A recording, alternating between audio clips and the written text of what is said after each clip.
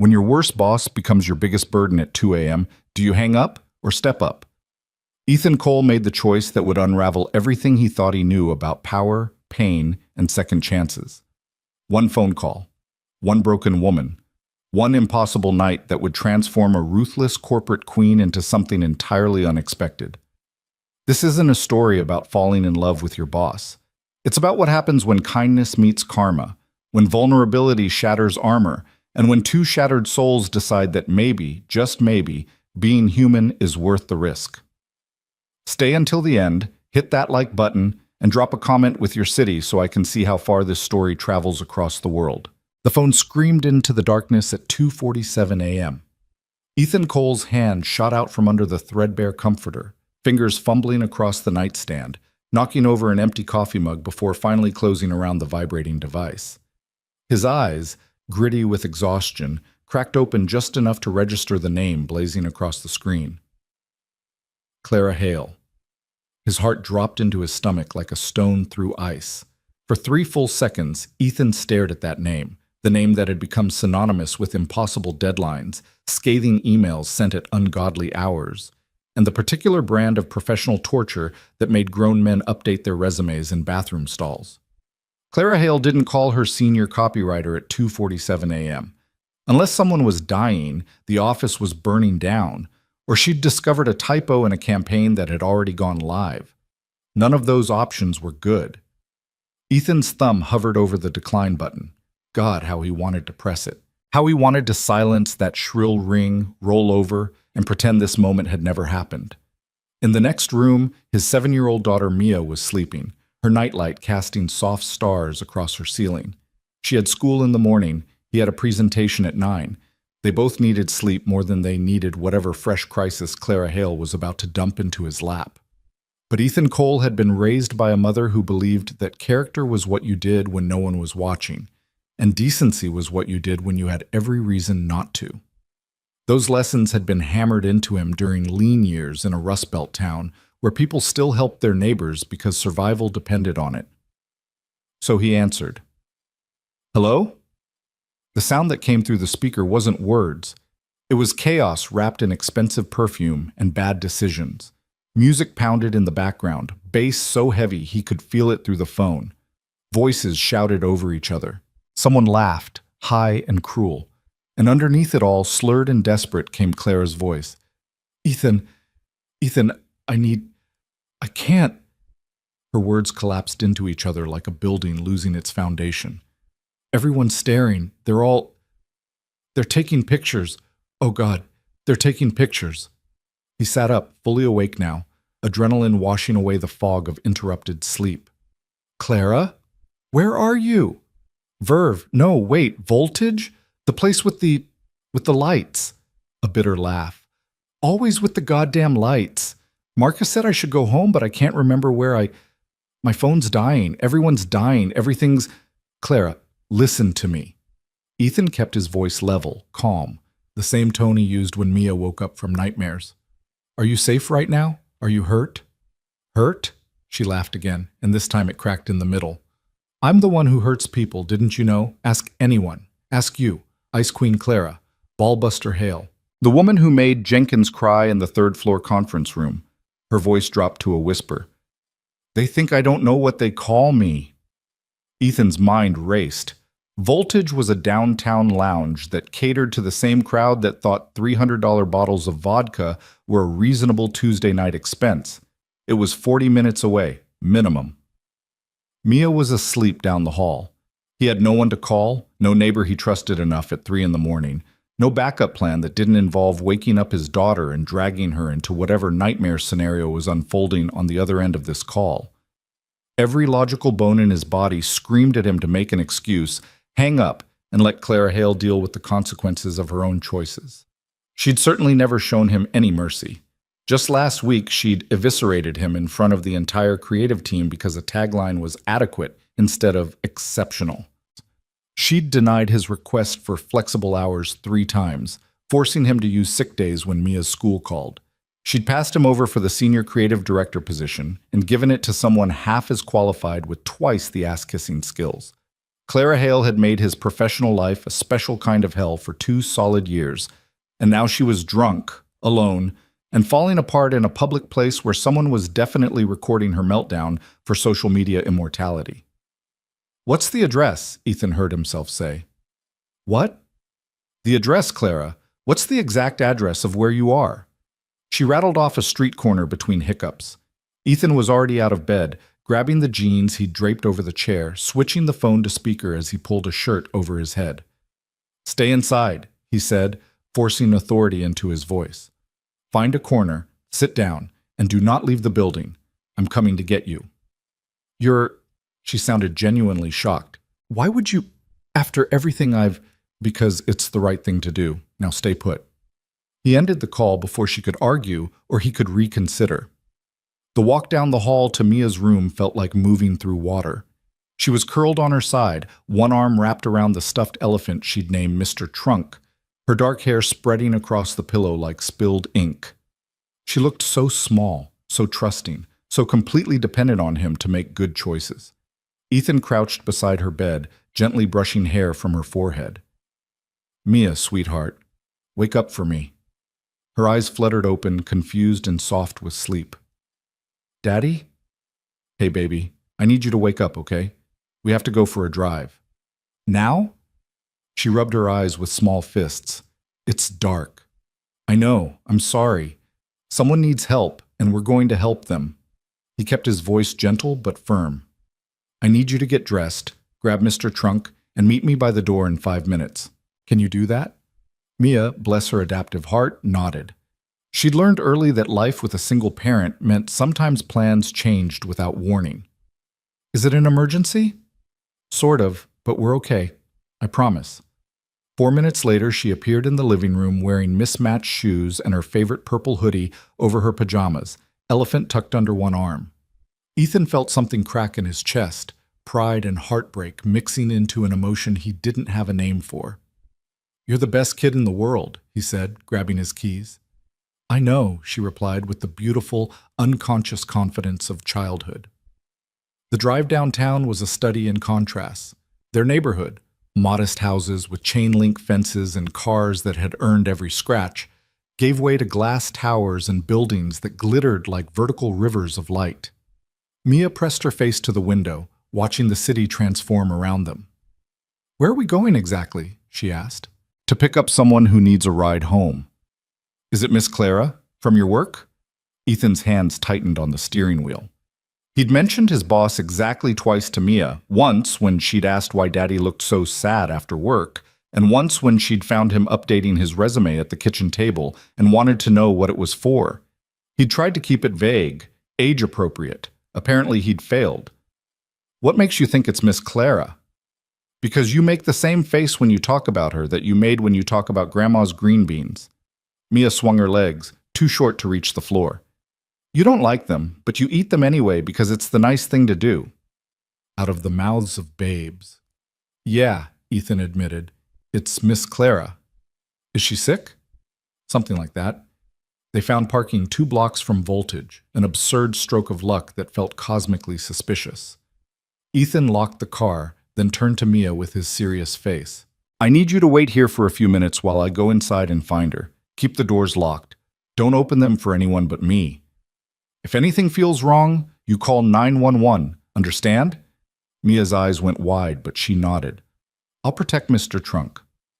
"That's my girl." The walk to Voltage's entrance felt like moving through a fever dream. The bass from inside the club vibrated through the sidewalk, each beat a small earthquake. A line of people in clothes that cost more than Ethan's monthly rent snaked along the building, their faces painted with boredom and entitlement. The bouncer at the door was the size of a small refrigerator, arms crossed over a chest that had its own zip code. Ethan approached with his hands visible, non-threatening. "I'm here to pick up someone. Clara Hale say she called me about 20 minutes ago." The bouncer's expression didn't change. "Name's not on the list." "I'm not trying to get in. I'm trying to get someone out." Ethan pulled out his phone, showing the call log. "She's had too much to drink. I'm here to take her home safely." Something flickered in the bouncer's eyes. Recognition, maybe respect. He'd probably seen this scenario play out 1,000 times in 1,000 different variations. Description: 5'6", blonde, probably wearing something expensive and currently regretting most of her recent life choices. The corner of the bouncer's mouth twitched. Yeah, I know who you mean. She's in the back corner booth. Manager was about to call her a cab. He stepped aside, jerking his head toward the door. Make it quick. Inside, voltage was exactly what Ethan expected, and somehow worse. Lights strobed in nauseating patterns, turning the crowd into a stop-motion animation of grinding bodies and raised glasses. The air was thick enough to chew, a mixture of expensive cologne, spilled alcohol, and the particular desperation that came from people trying too hard to have a good time. He pushed through the crowd, ignoring the annoyed looks and the woman who tried to hand him a drink he definitely hadn't ordered. The back corner booth was partially concealed by a decorative screen, probably designed to give VIP patrons an illusion of privacy while still keeping them visible enough to maintain their status. Clara Hale was a portrait of destruction. She sat slumped in the corner of the leather booth, her normally immaculate blonde hair falling in limp strands around her face. The designer dress, navy blue, probably worth a month of Ethan's salary, was twisted around her body like she'd been wrestling with it. Her makeup, usually applied with surgical precision, had migrated south, leaving dark smudges under her eyes that made her look haunted. But it was her expression that stopped Ethan cold. He'd seen Clara angry, seen her calculating, seen her deliver soul-crushing performance reviews with the emotional investment of someone reading a grocery list. He'd never seen her look lost. She was staring at her phone, which sat on the table in a puddle of something sticky and amber-colored. The screen was dark, dead. Her hand hovered above it like she was trying to will it back to life through sheer force of desperation. Clara! Her head snapped up, eyes struggling to focus. When recognition finally hit, her face cycled through confusion, shame, and something that might have been relief so intense it hurt to watch. Ethan? His name came out broken. You actually... I didn't think you'd... Yeah, well, here I am. He slid into the booth across from her, assessing the damage. How much have you had to drink? Not enough. She laughed, then immediately looked like she regretted it. Or way too much. The math is unclear. Can you walk? Can I walk? She straightened, trying for indignant and landing somewhere around dizzy. I'm the vice president of creative strategy at Hale & Morrison. I've walked into boardrooms with venture capitalists who eat people like me for breakfast. I've walked...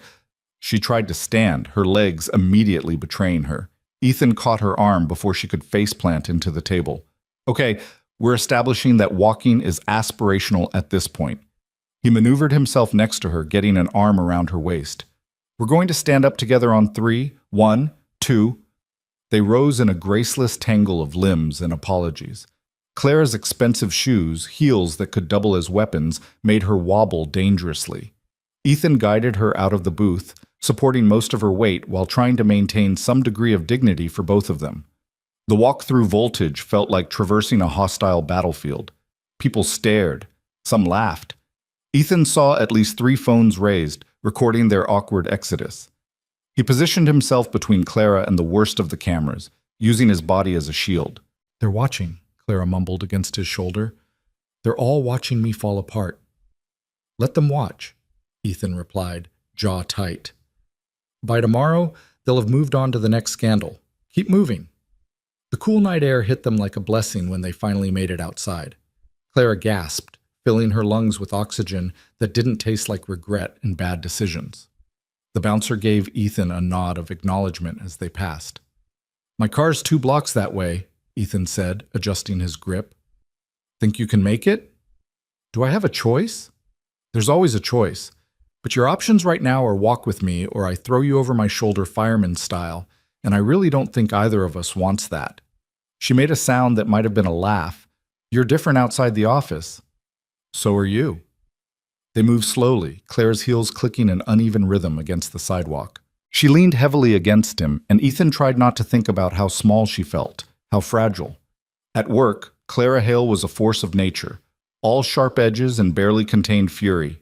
Here, at 3 a.m. with her defenses stripped away, she was just a person who'd made some bad choices and was about to face a killer hangover. Why did you come? She asked suddenly, her voice small. Because you called. That's not an answer. After everything the way I've treated you. She stumbled, and Ethan caught her. You should have let me drown. Yeah, well, I'm a terrible employee that way. They reached the car to find Mia pressed against the window, eyes wide. When she saw her father supporting a half-conscious woman in a designer dress, her expression shifted to something between concern and curiosity. Ethan opened the back door, helping Clara inside with as much gentleness as he could manage. She collapsed against the seat like a puppet with cut strings. Buckle up, he instructed, then turned to Mia. You okay, kiddo? Is she okay? Mia whispered, staring at Clara with the unblinking intensity only children could manage.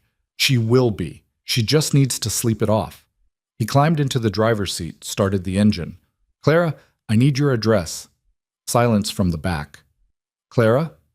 He checked the rearview mirror. She'd passed out, her head resting against the window, her breathing deep and even. Of course. Because this night couldn't be straightforward. Ethan sat back, running a hand through his hair. He could drive her to her office. He knew that address by heart, given how much time he spent there. But leaving her passed out in the parking lot seemed both irresponsible and likely to result in a Monday morning conversation he really didn't want to have. He could take her to his place, but the optics of bringing his drunk boss home to his apartment in the middle of the night while his daughter was present felt like a lawsuit waiting to happen. Daddy? Mia's voice was tentative. What are we going to do? Good question, kiddo. Ethan's phone buzzed, a text from an unknown number, her address. Manager grabbed it from her ID before she left. Figured you might need it. Marcus, Voltage Manager. The address followed. A high-rise in the Meridian District, naturally. The kind of building that had a doorman and monthly HOA fees that exceeded Ethan's rent. Thank you, universe, Ethan muttered, programming the address into his GPS. The drive across the city gave him too much time to think, about choices and consequences, about the strange intimacy of seeing someone you'd cast as a villain revealed as simply human, about how tomorrow Clara would probably wake up mortified and either pretend this never happened or find a way to make his life even more miserable to compensate for the vulnerability. But tonight, right now, in this moment, Ethan was just a guy doing the right thing because someone needed help. It was that simple and that complicated. The Meridian Tower rose against the night sky like a monument to expensive taste and strategic investment portfolios. The doorman, because of course there was a doorman, watched their arrival with professional neutrality that probably concealed intense judgment. Ms. Hale, the doorman said, recognition flickering across his face. Is everything all right? She's had a rough night, Ethan replied, maneuvering Clara out of the car. She was conscious now, barely, making small sounds of protest. I'm helping her get upstairs. The doorman's eyes flicked to Mia, who'd insisted on coming inside. To his credit, he didn't comment, just held the door open with practiced grace. The elevator ride to the 23rd floor was silent, except for the soft jazz piped through hidden speakers and Clara's occasional mumbled apology to no one in particular. Mia held Mr. Trunk tight, watching Clara with the kind of open fascination that children had for adults behaving strangely. Which apartment? Ethan asked as the elevator doors opened. 2304. Clara fumbled in her purse, which had somehow stayed attached to her shoulder through everything. Keys are somewhere in this black hole of receipts and regret. Ethan found them wedged between a lipstick and what appeared to be a business card from someone named Dimitri who'd written "Call me" on the back. He filed that information away under "None of my business" and unlocked the door. Clara's apartment was exactly what he expected, and nothing like he imagined. Yes, it was immaculate, all clean lines and modern furniture that looked like it belonged in an architectural magazine. Yes, everything was expensive, from the marble countertops to the original artwork on the walls, but it was also sterile, empty. There were no photos, no personal touches, no evidence that an actual human being lived here. It looked like a very expensive hotel room occupied by someone who'd never bothered to unpack. Home sweet home, Clara said bitterly, pulling away from Ethan and immediately regretting it as she swayed. Welcome to the showcase of my successful, meaningful life. Where's your bedroom? She pointed down a hallway, then seemed to think better of it. Actually, the couch is fine. I'll probably throw up anyway, and the couch is leather, easy to clean. She laughed at her own dark joke. Ethan guided her to the couch, helping her sit. Mia had wandered to the floor-to-ceiling windows, staring out at the city lights spread below like a carpet of fallen stars. "Wow," she breathed. "It's so pretty up here." "It's a cage," Clara muttered, kicking off her heels with vicious satisfaction. "A very expensive cage with a view." She looked up at Ethan, her eyes clearer now but filled with something raw and painful. "Do you want to know the truth? The real, ugly truth?" "Clara, you don't have to. I had a daughter." The words fell like stones into still water, creating ripples that would spread for miles. "Emma. She would have been 12 this year. Would have been." Her voice cracked. "Brain cancer. 3 years from diagnosis to the end. And then I had a husband who decided grief was too inconvenient, so he found someone younger, someone who didn't remind him of everything we lost." Ethan felt the air leave his lungs. Mia turned from the window, her young face solemn with the weight of understanding that something terrible had been shared. "So I threw myself into work," Clara continued, the words pouring out like poison she'd been storing too long. "I became the woman who never says no to a deadline, who never takes vacation, who makes everyone around her miserable because misery was the only thing that felt real. And you," she pointed at Ethan with a trembling finger, "you with your daughter and your flexible schedule requests and your complete life. I hated you for having what I lost. How's that for professional development?" The silence that followed was heavy enough to crush diamonds.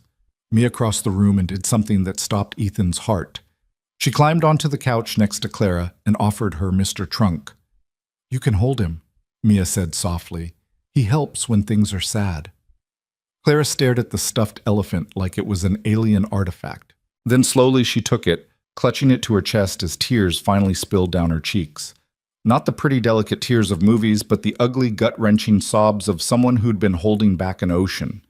Ethan stood frozen, watching his boss, his terrible, ruthless, impossible boss, fall completely apart, while his 7-year-old daughter patted her arm and made soft, soothing sounds. His phone buzzed. He glanced at the screen, a text from a number he recognized as Clara's assistant, Marcus. "Big problem. Kellerman account. He's threatening to pull everything. Wants to speak to Clara now. Won't take no for answer." Ethan looked at Clara, who was still crying into Mr. Trunk's synthetic fur. He looked at his daughter, who'd somehow appointed herself the world's smallest crisis counselor. He looked at his phone again, at the message that represented a multi-million-dollar account about to explode. And then Ethan Cole, senior copywriter who'd been passed over for promotion 3 times, made a decision that was either brilliant or career-ending, possibly both. He dialed Kellerman's number directly. "This is Ethan Cole, senior creative strategist working with Clara Hale on your account. I understand there's a concern that needs immediate attention." The voice on the other end of the line was sharp enough to cut glass. "Who the hell is this? I asked for Clara Hale, not some—" "Mr. Kellerman, I understand you're frustrated." Ethan kept his voice level, professional, even as his heart hammered against his ribs. "Ms. Hale is temporarily unavailable due to a family emergency, but I've been briefed on every aspect of your account. I'm prepared to address your concerns right now." Clara's head snapped up from where she'd been sobbing into Mr. Trunk. Her eyes, red-rimmed and swollen, went wide with something between horror and disbelief. She shook her head frantically, mouthing the word no over and over. Ethan turned away, focusing on the call that could either save everything or destroy what little remained of his career.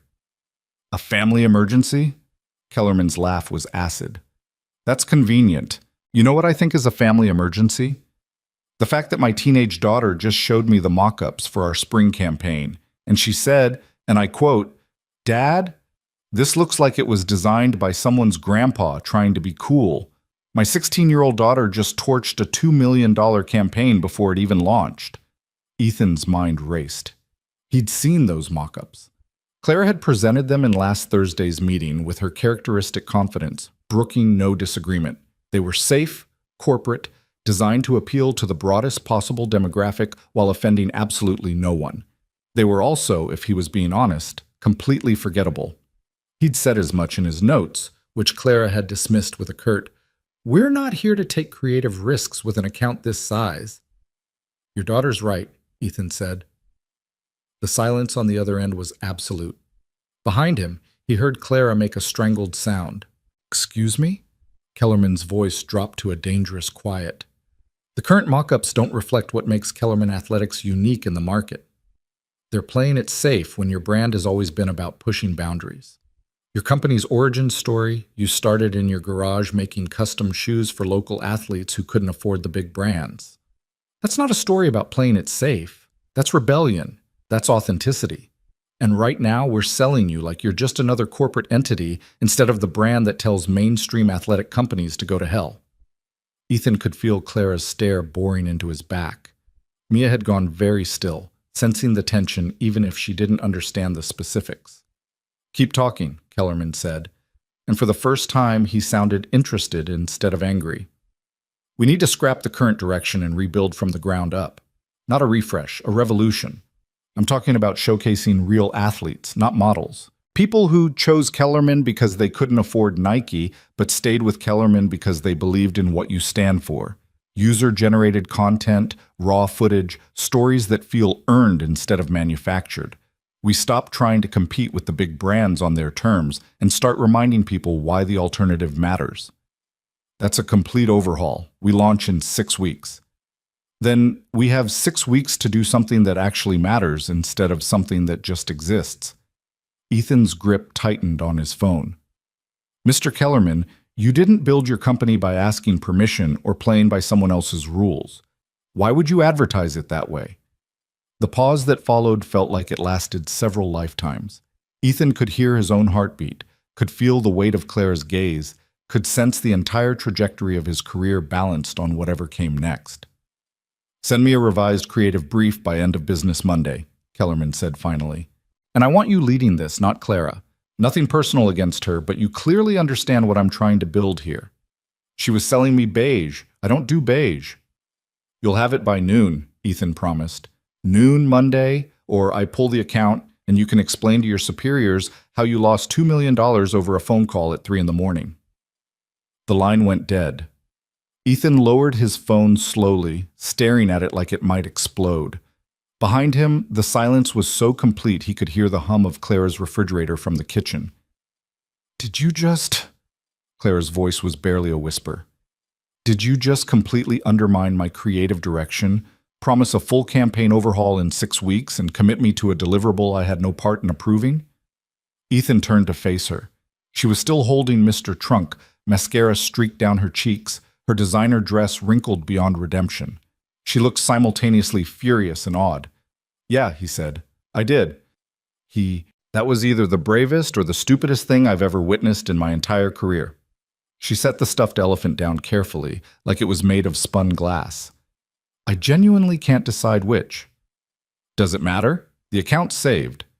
For now, until Monday, when Kellerman expects a creative genius to materialize a campaign that I've been working on with a team of 6 people for 3 months. Clara dragged her hands through her hair, and for a moment she looked exactly like what she was, a woman at the absolute end of her rope. "He wants you leading it. Do you have any idea what that means? That I've got about 72 hours to either prove myself or update my resume? That you just painted a target on your back the size of Texas?" But there was something else in her voice now, something that sounded almost like respect. "The old guard at the agency is going to eviscerate you. They're going to say you took advantage of my absence, that you staged a coup, that you manipulated a client during a crisis." "Let them say it." Ethan felt something unfamiliar settling in his chest. Not confidence exactly, but a kind of reckless certainty. "I'm tired of making safe choices that nobody remembers. If I'm going to fail, I'd rather fail doing something that matters." Clara studied him for a long moment, her analytical mind visibly working through implications and consequences. Then, slowly, she started to laugh. It began as a small sound, almost bitter, but grew into something genuine and a little bit wild. "You're insane," she said. You're absolutely insane, and I think I've been punishing you for 2 years because some part of me recognized that and hated you for it. Hated me for what? For still having hope. For still believing that taking risks could lead to something good instead of just... She gestured vaguely at herself, at the pristine apartment that held no warmth, at the life she'd built from the ashes of her grief. Mia, who'd been watching this exchange with the focused attention of someone watching a tennis match, spoke up. Are you going to fire my dad? Clara blinked, seeming to really see Mia for the first time since she'd handed over Mr. Trunk. What? For being insane and taking risks, are you going to fire him? Mia's chin jutted out stubbornly. Because if you do, I'm going to write a letter to your boss and tell them you're being mean. Despite everything, the exhaustion, the stress, the sheer absurdity of the entire night, Ethan felt his lips twitch. Clara looked at Mia with an expression that cycled through surprise, confusion, and finally something that might have been the ghost of a smile. Your father just saved a multi-million-dollar account and potentially my entire career. I'm not going to fire him. She paused. I'm going to make his life significantly more complicated, but that's different. Promises, Ethan muttered. Clara stood, swaying only slightly, and walked to her kitchen. She returned with 3 bottles of water, handing them out like peace offerings. You should go home. Your daughter needs sleep, and you need to start figuring out how you're going to deliver on the promise you just made. What about you? What about me? Are you going to be okay? The question felt absurd, even as he asked it. This was Clara Hale, the woman who'd once fired someone via email while she was in the hospital getting her appendix removed. Clara Hale didn't do not okay, except she clearly did, because she was looking at him with eyes that held too much honesty, too much raw emotion for 3 a.m. in front of a subordinate and his young daughter. Probably not, she said quietly, but I'll survive. I always do. She knelt down to Mia's level, and Ethan's breath caught because he'd never seen Clara voluntarily make herself smaller, more vulnerable. Thank you for sharing Mr. Trunk with me. That was very kind. You can keep him tonight if you want, Mia offered. Sometimes it helps to have someone to hug. For a second, Ethan thought Clara might start crying again. Instead, she reached out and gently touched Mia's cheek. I have my own elephant at home. In a box. In a storage unit. Maybe it's time I got him out. The drive home was quiet. Mia fell asleep in the back seat before they made it out of the Meridian district, her head resting against the window, her breathing soft and even. Ethan drove through streets that were just beginning to show signs of early morning life, delivery trucks making their rounds, the occasional jogger determined to beat the sunrise, a city slowly waking up to face whatever Friday would bring. His phone buzzed with a text. Clara, thank you for coming, for not leaving me there, for saving Kellerman, for bringing your daughter, who is apparently wiser than both of us combined. Another buzz. Monday is going to be complicated. And another, but maybe complicated is better than empty.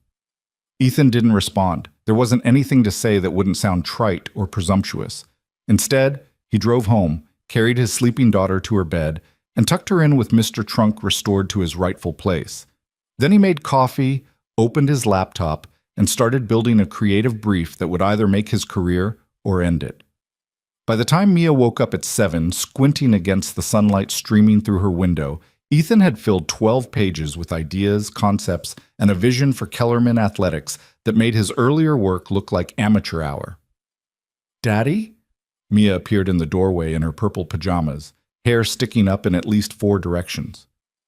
Did last night really happen? Yeah, kiddo, it really happened. Is Miss Clara going to be nicer now? Ethan thought about Clara's apartment, about the grief she'd carried like armor, about the way she'd clutched a stuffed elephant and finally let herself break. I don't know, but I think maybe she's going to try to be more honest, and sometimes honest is better than nice. Mia considered this with the seriousness of a philosopher. I hope she gets her elephant out of the box. Me too, baby, me too. The weekend passed in a blur of frantic creativity and careful parenting. Ethan worked during Mia's Saturday morning cartoons, during her afternoon playdate with the neighbor's kid, during the quiet hours after she went to bed. He reached out to contacts he'd made over the years. A photographer who specialized in documentary-style sports coverage. A videographer who'd done raw, emotional pieces for nonprofits. A designer who understood that sometimes the most powerful statement was the absence of polish. By Sunday evening, he had something that felt real. Not perfect, not corporate approved, but real. His phone rang at 8 p.m. "Clara, tell me you have something," she said without preamble. Her voice sounded steadier than it had Friday night, but there was an underlying tension that suggested she'd spent the weekend doing her own form of reckoning. "I have something. Good enough to bet your career on? Honestly, I have no idea, but it's authentic, and right now that feels more important than good." A long pause. "Send it to me." "Clara, it's Sunday night. Send it to me, Ethan. I need to see what I'm walking into tomorrow." He sent the brief. Then he waited, staring at his phone like it might spontaneously combust. 15 minutes passed, then 20. Mia came out for water, sensed something important was happening, and retreated without being asked. When Clara finally called back, her voice was different, quieter. "This is going to piss off a lot of people. I know. It's going to require us to throw out 3 months of work and start from scratch with a fraction of the timeline. I know. Kellerman is going to love it, which means the board is going to have no choice but to back it, which means everyone who told me to play it safe is going to look like they were wrong." She laughed, sharp and sudden. "Ethan, this is brilliant and vindictive and exactly the kind of creative risk I've spent 2 years telling myself we couldn't afford to take. So we're doing this? We're doing this, but there are going to be conditions." "What kind of conditions?" "The kind we discuss in person. My office. Tomorrow, 7 a.m. "Clara, that's non-negotiable. If we're going to blow up my carefully constructed professional life, we're going to do it properly." She hesitated, and when she spoke again, her voice carried a weight he'd never heard before. "I'm sorry, Ethan, for the last 2 years. For taking out my grief on someone who didn't deserve it. For being so consumed by what I lost that I couldn't see what was right in front of me. You deserve better." Ethan sat down hard on his couch, blindsided by the apology he'd never expected to receive. "I don't know what to say." "Say you'll be in my office at 7, and bring coffee, the good stuff, not the sludge from the break room." "Deal." Monday morning arrived with the inevitability of a freight train. Ethan dropped Mia at before-school care, ignoring her knowing look when she hugged him extra tight, and whispered, "Be brave, Daddy." He arrived at the office at 6:50 a.m., 2 cups of premium dark roast in hand, and took the elevator to the executive floor with his heart in his throat. Claire's assistant wasn't in yet. Wouldn't be for another hour. But her office door was open, light spilling into the hallway. Clara stood at her window, looking out over the city in the early morning light. She changed from her usual power suits into something simpler. Black pants, a gray sweater, minimal jewelry. She looked almost human. "You're early," she said without turning around. "So are you." "I haven't been home yet." She finally turned to face him, and Ethan saw the truth of it in her face. The exhaustion, the determination, the residue of a weekend spent facing demons she'd been running from for years. "I spent the last 48 hours reading everything you've ever written for this agency. Every campaign pitch, every tagline, every concept that got shot down because it was too risky or too honest or too whatever excuse I used to kill creativity." She crossed to her desk, where a stack of printed documents sat in an accusatory pile. "You know what I found? Brilliance, consistently. And you know what else I found? My handwriting in the margins, tearing apart ideas that were better than anything I'd approved in months." Ethan set down the coffee cups carefully. "Clara, I'm not finished." She picked up the top document, one he recognized as a pitch for a nonprofit campaign about literacy. He'd poured his heart into it. She'd killed it in under 5 minutes. "This one. You wanted to feature actual people who'd learned to read as adults, their stories in their own words. I said it was too emotional, too raw. The donors wanted inspiration, not discomfort. I remember. I was wrong. I was wrong about this, about Kellerman, about dozens of other campaigns where I chose safety over substance because I was terrified that if I let myself feel something about the work, I'd have to feel everything else too." She set the document down, met his eyes. I'm done being that person, but I can't do this alone. What are you asking? I'm asking you to be my partner on Kellerman, not my subordinate, not my yes man, my actual creative partner. Equal say, equal credit, equal blame if it crashes and burns. Clara's hands were steady, but Ethan could see the effort it took. And I'm asking you to call me out when I start retreating into the same old patterns, because I will. Grief doesn't just disappear because you acknowledge it. I'm going to have bad days. I'm going to want to play it safe. I'm going to slip back into the armor that's kept me functional for 3 years. And if I say yes to this, what happens to everyone else on the creative team? The people who've been working Kellerman for months? They'll hate you. They'll think you manipulated a crisis for personal gain. Some of them will lodge formal complaints. It's going to be ugly. Clara's smile was thin but genuine. Welcome to the politics of creative leadership.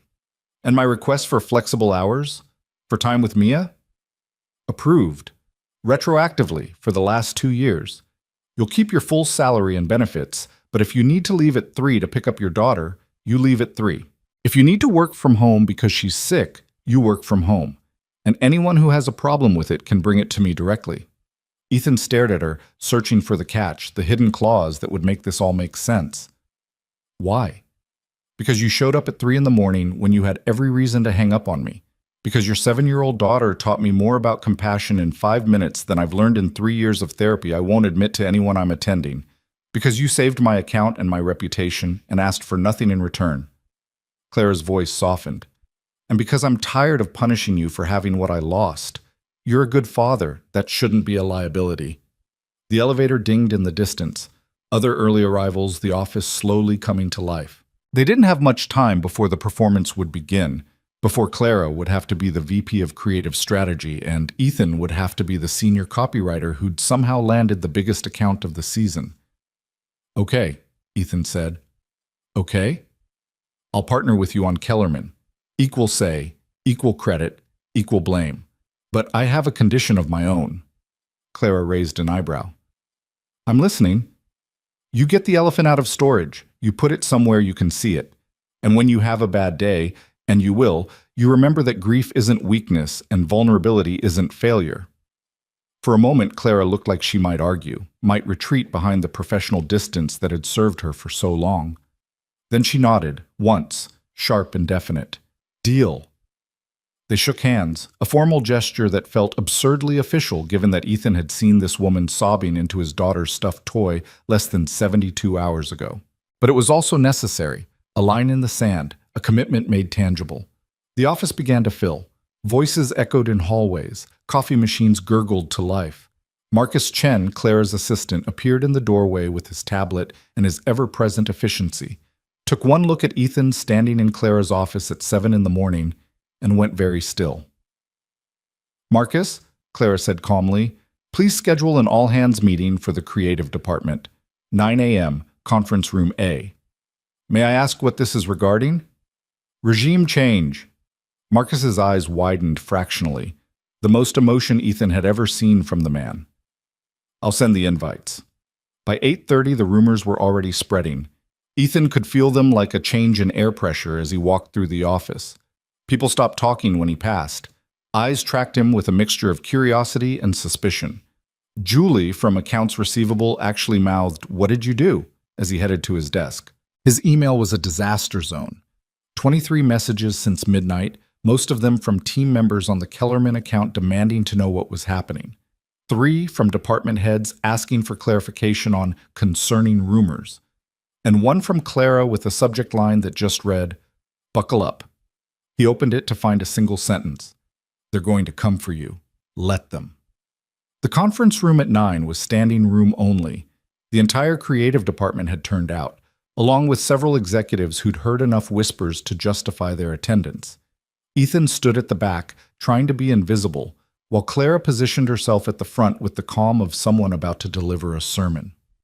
Thank you all for coming on short notice, she began, her voice carrying that particular quality of authority she wielded like a scalpel. I'm sure you've heard various versions of what happened this weekend with the Kellerman account. I'm here to provide clarity. The room leaned forward collectively. On Friday night, Kellerman threatened to pull their account due to dissatisfaction with our current creative direction. Ethan Cole fielded the call in my absence and successfully retained the client with a promise of a completely revised campaign approach.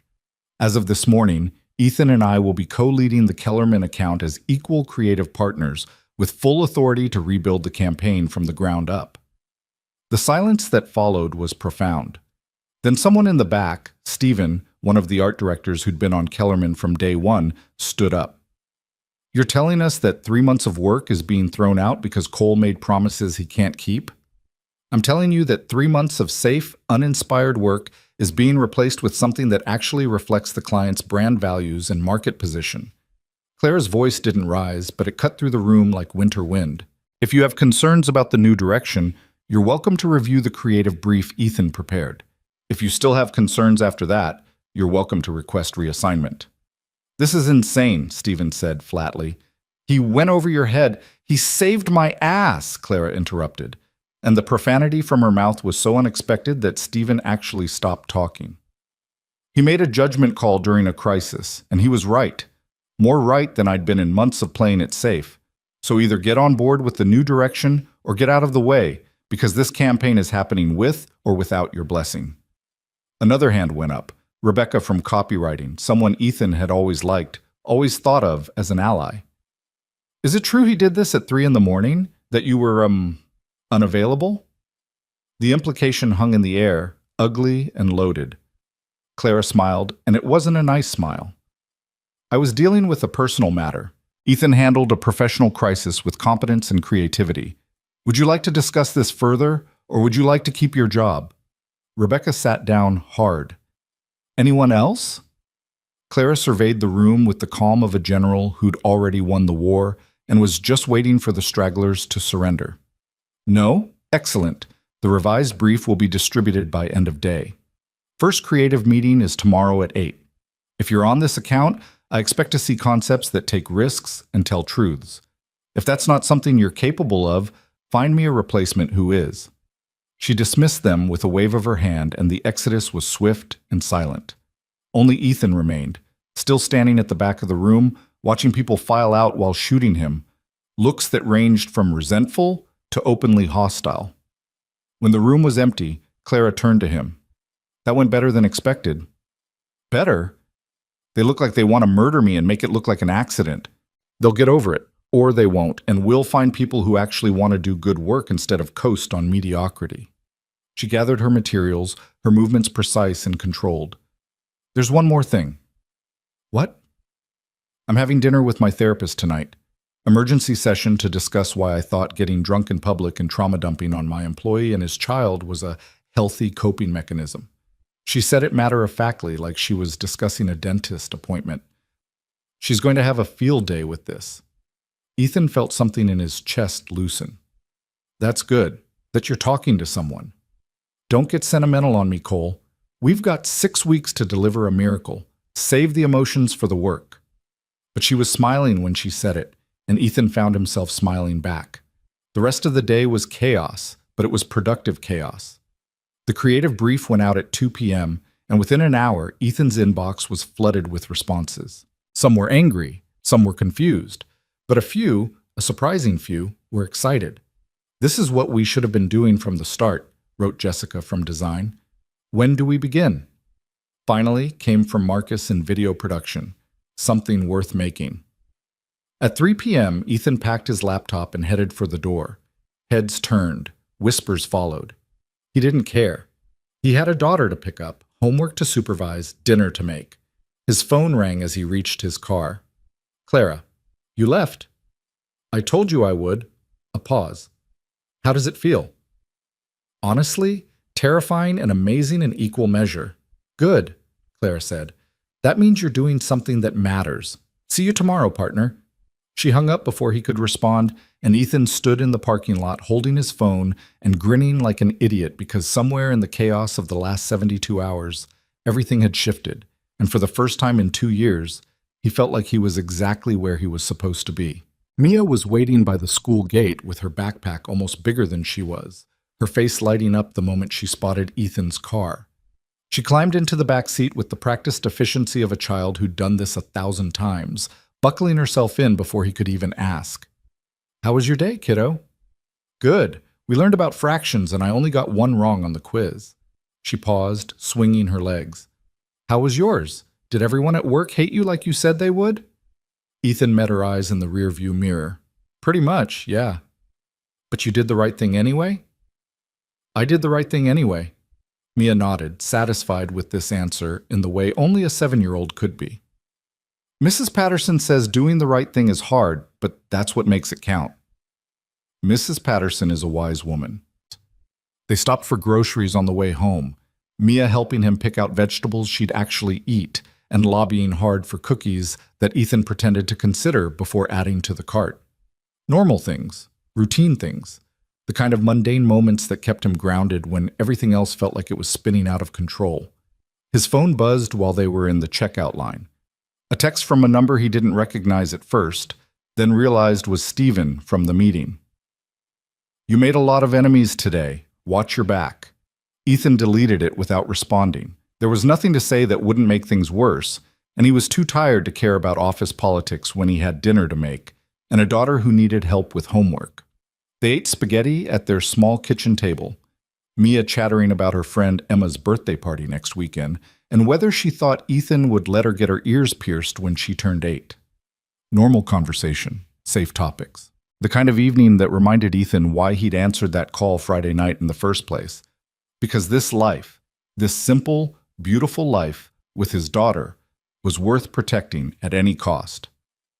After Mia was in bed, Ethan opened his laptop and dove back into the Kellerman campaign. The brief had been just the beginning.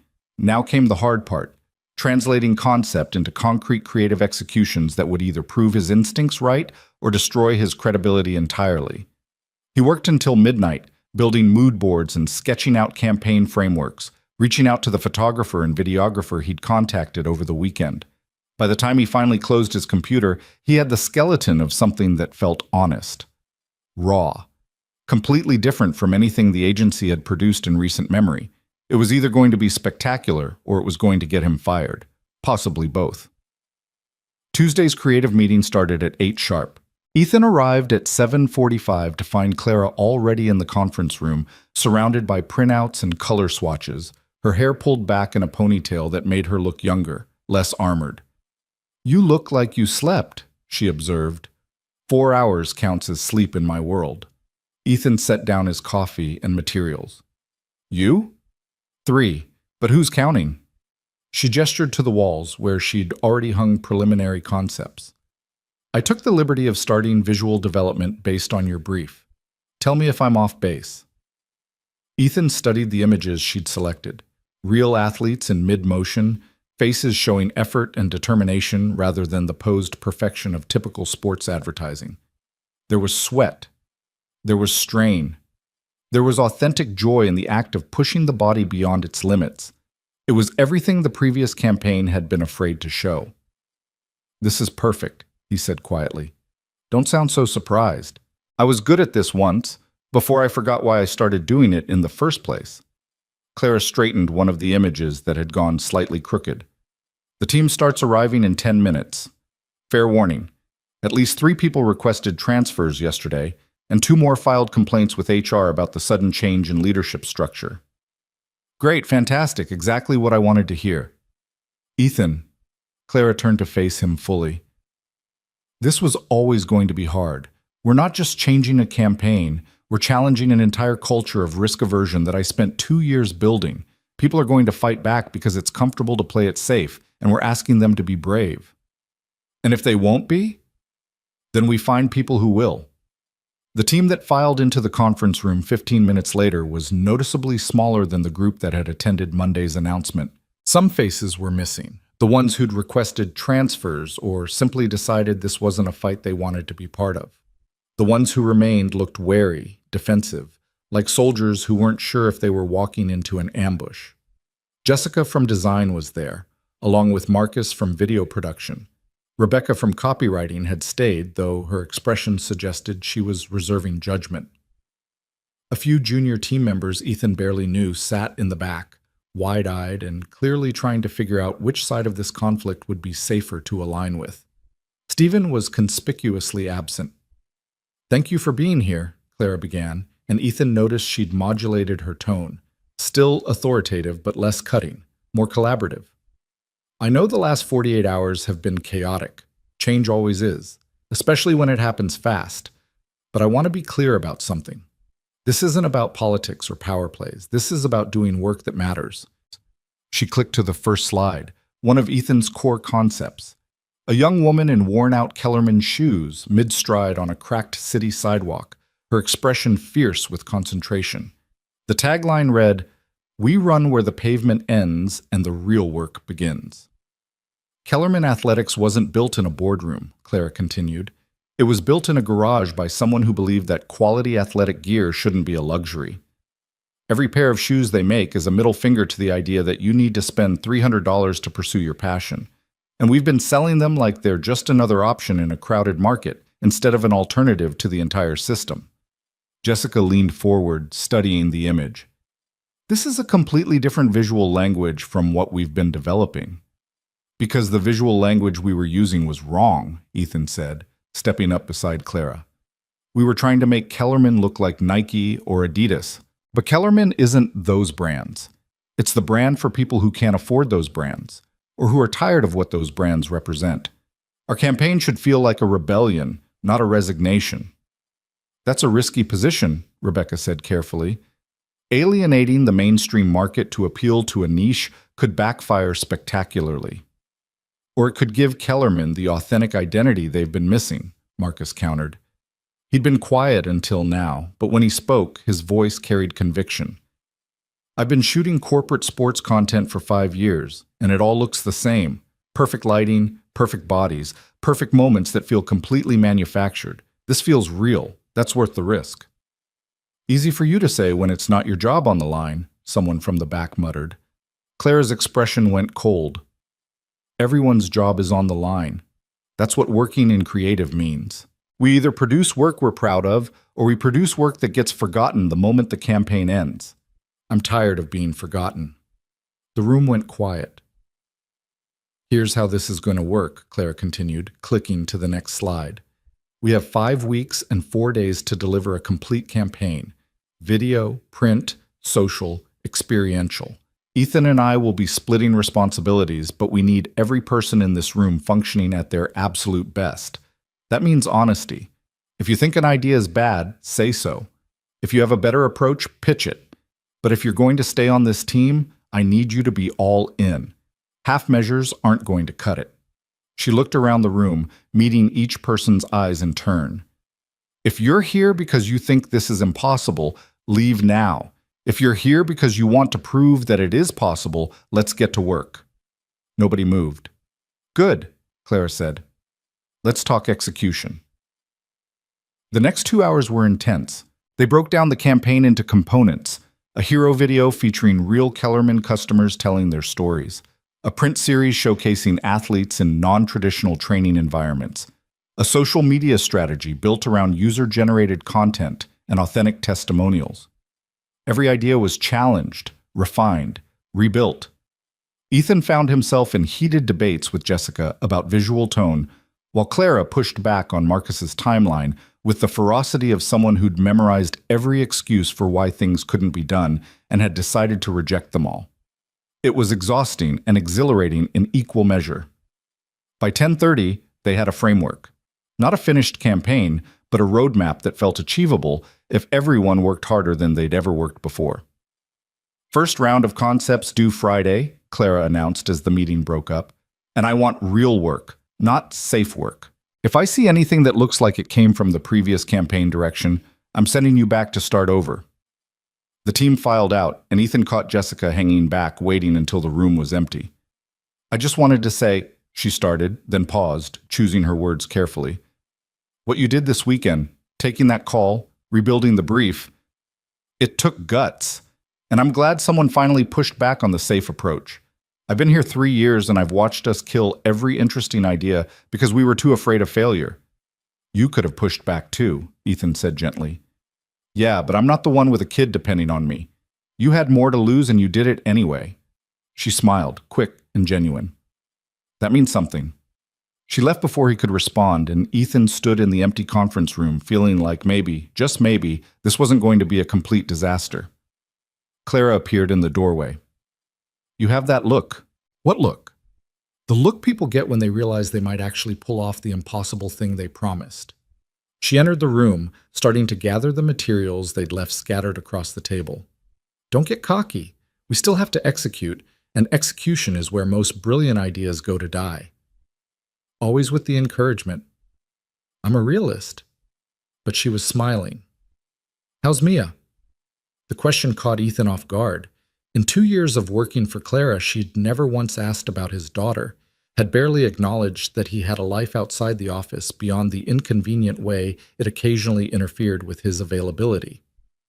"She's good. Asked me this morning if you got your elephant out of storage yet." Clara's hand stilled on the papers she was organizing. "Not yet. I called the storage facility. Apparently I'm 3 months behind on the bill, and they've been trying to reach me." "Clara said, I know what it looks like. I just..." She set down the papers, staring at them without really seeing them. "It's been easier to pretend that part of my life didn't exist. That Emma and the marriage and the life I had before were just a dream I woke up from. The elephant is real. It makes it all real.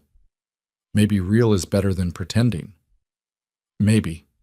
She looked up at him, and there was a vulnerability in her expression that still felt shocking coming from a woman who'd built her reputation on being impenetrable. "Thank you, by the way, for not treating me differently after Friday night. I was terrified you'd either walk on eggshells or lose all respect for me. You saved a multi-million-dollar account while hungover and emotionally devastated. That's not weakness. That's something else entirely." Clara laughed, surprised and genuine.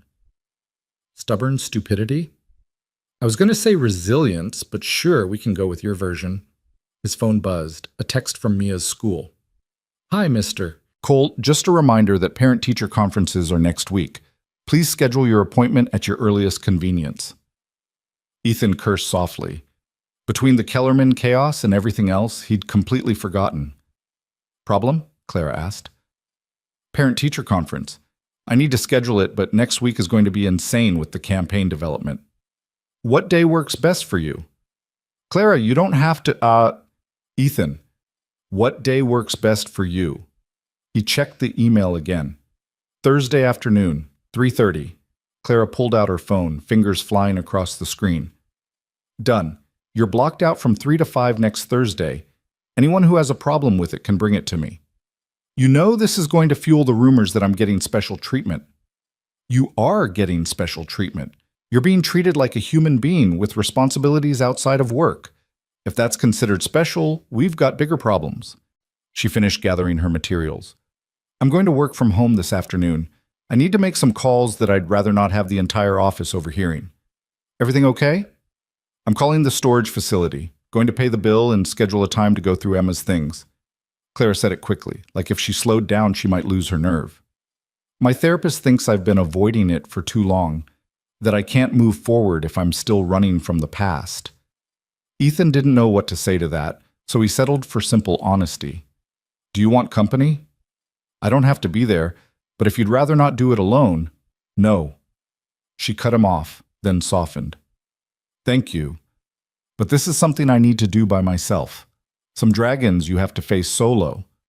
She left, and Ethan spent the rest of the afternoon buried in work, reaching out to potential interview subjects for the campaign video, coordinating with Marcus on filming schedules, and reviewing the design concepts Jessica had already started developing despite having less than a day to work on them. At 3 o'clock, he packed up his laptop and headed for the door. Heads still turned, whispers still followed, but fewer than yesterday. Either people were getting used to his new schedule, or they were getting tired of caring. Ethan wasn't sure which, and he was too busy to worry about it. Mia had art club after school, which meant Ethan had an extra hour to work from a coffee shop near the school, answering emails and fine-tuning campaign messaging until his phone alarm reminded him it was time to pick her up. She emerged from the building covered in paint. Somehow she'd gotten green streaks in her hair and what looked like an entire handprint of blue on her left cheek, and beaming like she'd just won the lottery. "We made self-portraits," she announced, climbing into the car. Mine has a dragon in the background because Mrs. Chen said we could add things that represent us, and I like dragons. Makes sense to me. Also, Emma R. said her mom is getting married again, and she has to be a flower girl and wear a dress she hates. Mia wrinkled her nose. I told her that sounds terrible, and she should put a frog in the dress so she doesn't have to wear it. Mia, I'm kidding, mostly. She grinned, gap-toothed, and completely unrepentant. Daddy, can I ask you something? Always. Is Miss Clara our friend now? Ethan considered the question while navigating traffic. I think she's trying to be. Why?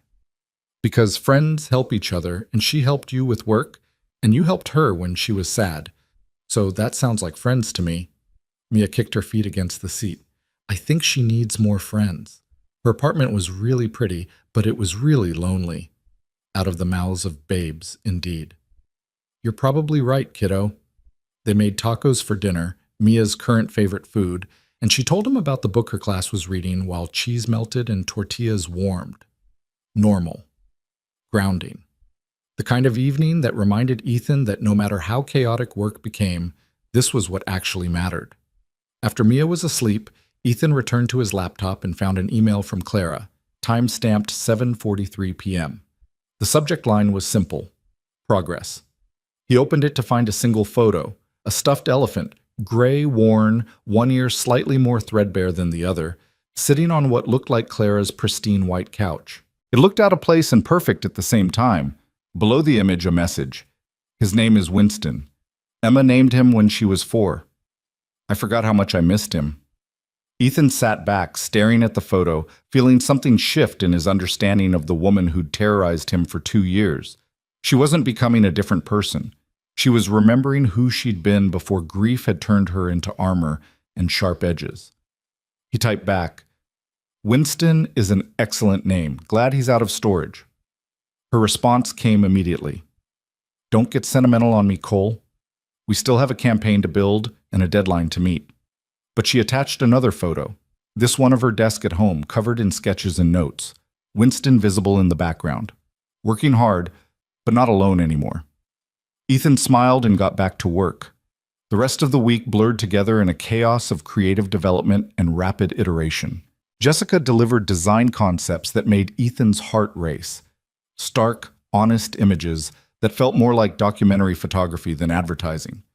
Marcus assembled a shooting schedule that was aggressive but achievable, lining up interview subjects who were excited to share their stories about why Kellerman mattered to them. Rebecca, who'd been skeptical at first, came through with copy that was sharp and unapologetic. Her tagline for the print campaign, "Run your race, not theirs," became the rallying cry for the entire project. By Friday afternoon, they had enough material to present to Kellerman for preliminary approval.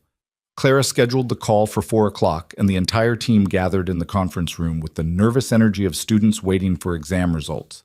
Kellerman's face appeared on the screen, his expression unreadable.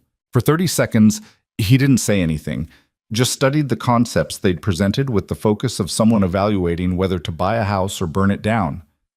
Then he started laughing. Ethan's stomach dropped. Clara went very still beside him. "This is insane," Kellerman said, still laughing.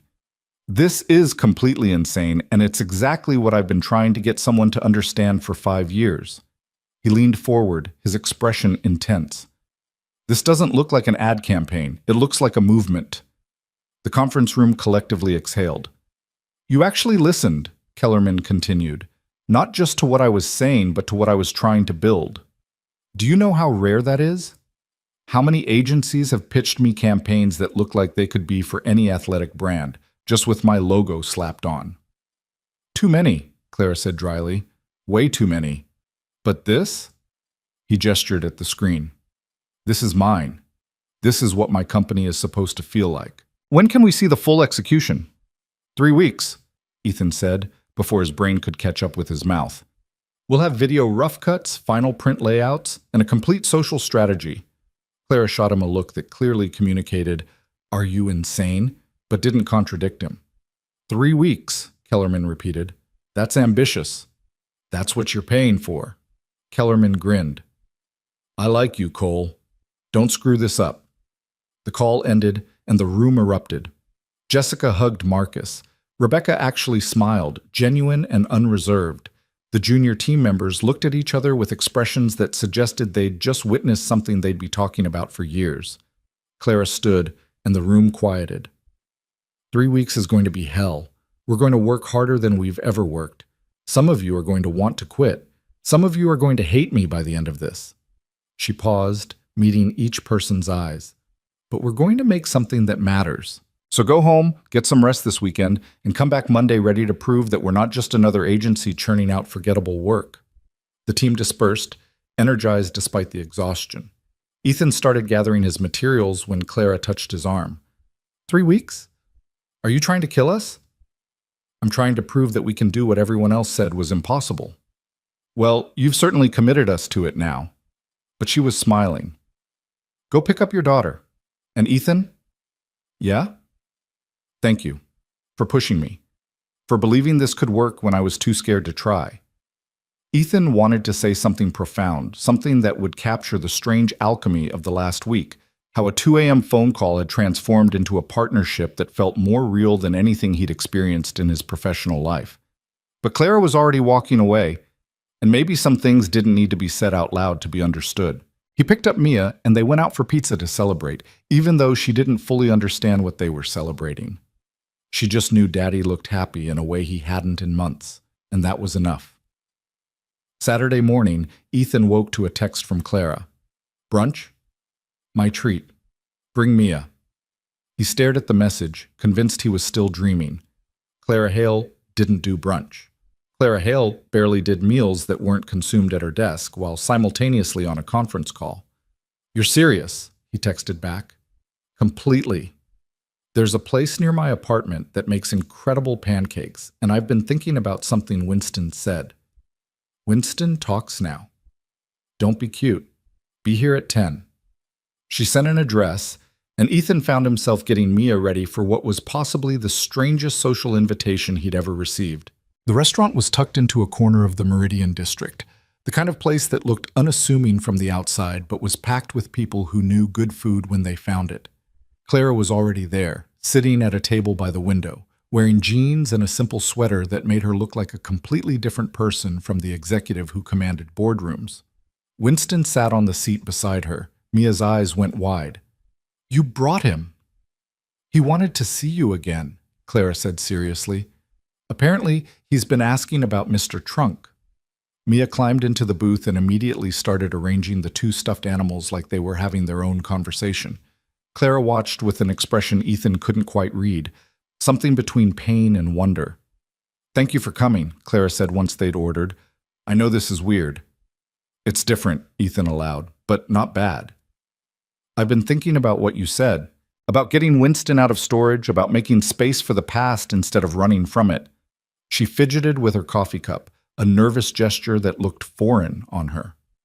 My therapist suggested I start trying to build connections outside of work.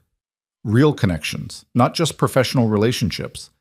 I realize the only people I've been honest with lately are you and your daughter, which is either very healthy or deeply concerning. Could be both. That's what my therapist said, Clara smiled. Anyway, I wanted to do something normal, have a meal, talk about things that aren't work-related. Try to remember how to be a person instead of just a position. Mia looked up from where she was making Winston and Mr. Trunk shake hands. Can we get chocolate chip pancakes? Absolutely, Clara said, and I'm told they have bacon that's so good it should probably be illegal. They talked about nothing important, about Mia's upcoming birthday, about Clara's brief, disastrous attempt to learn piano as an adult, about Ethan's growing collection of half-finished short stories that he someday hoped to complete. Normal conversation. The kind of easy exchange that happened between people who were becoming friends instead of just colleagues. And when Clara talked about Emma, carefully, tentatively, like she was testing whether she could say the name without breaking, Mia listened with the solemn attention of someone who understood that some stories needed to be heard. She would have liked you, Clara told Mia. You have the same terrible sense of humor and the same inability to sit still. Did she like elephants too? She loved them. We went to the zoo every month just to visit the elephant exhibit. Winston was her favorite thing in the world. Clara's voice wavered but held. Thank you for letting me borrow Mr. Trunk. It helped more than you know. You can borrow him again if you need to, Mia said generously. Friends share. Clara's eyes went bright, and she excused herself to the bathroom. Ethan watched her go, then looked at his daughter, who was calmly eating pancakes like she hadn't just said something that had clearly undone a grown woman. That was very kind, Mia. She shrugged. She's sad. Sad people need friends. That's just how it works. When Clara returned, her eyes were red, but her composure was intact. They finished brunch talking about lighter things, and when they said goodbye on the sidewalk, Clara did something that shocked them both. She hugged Mia, quick and careful, like she was afraid she might break something precious.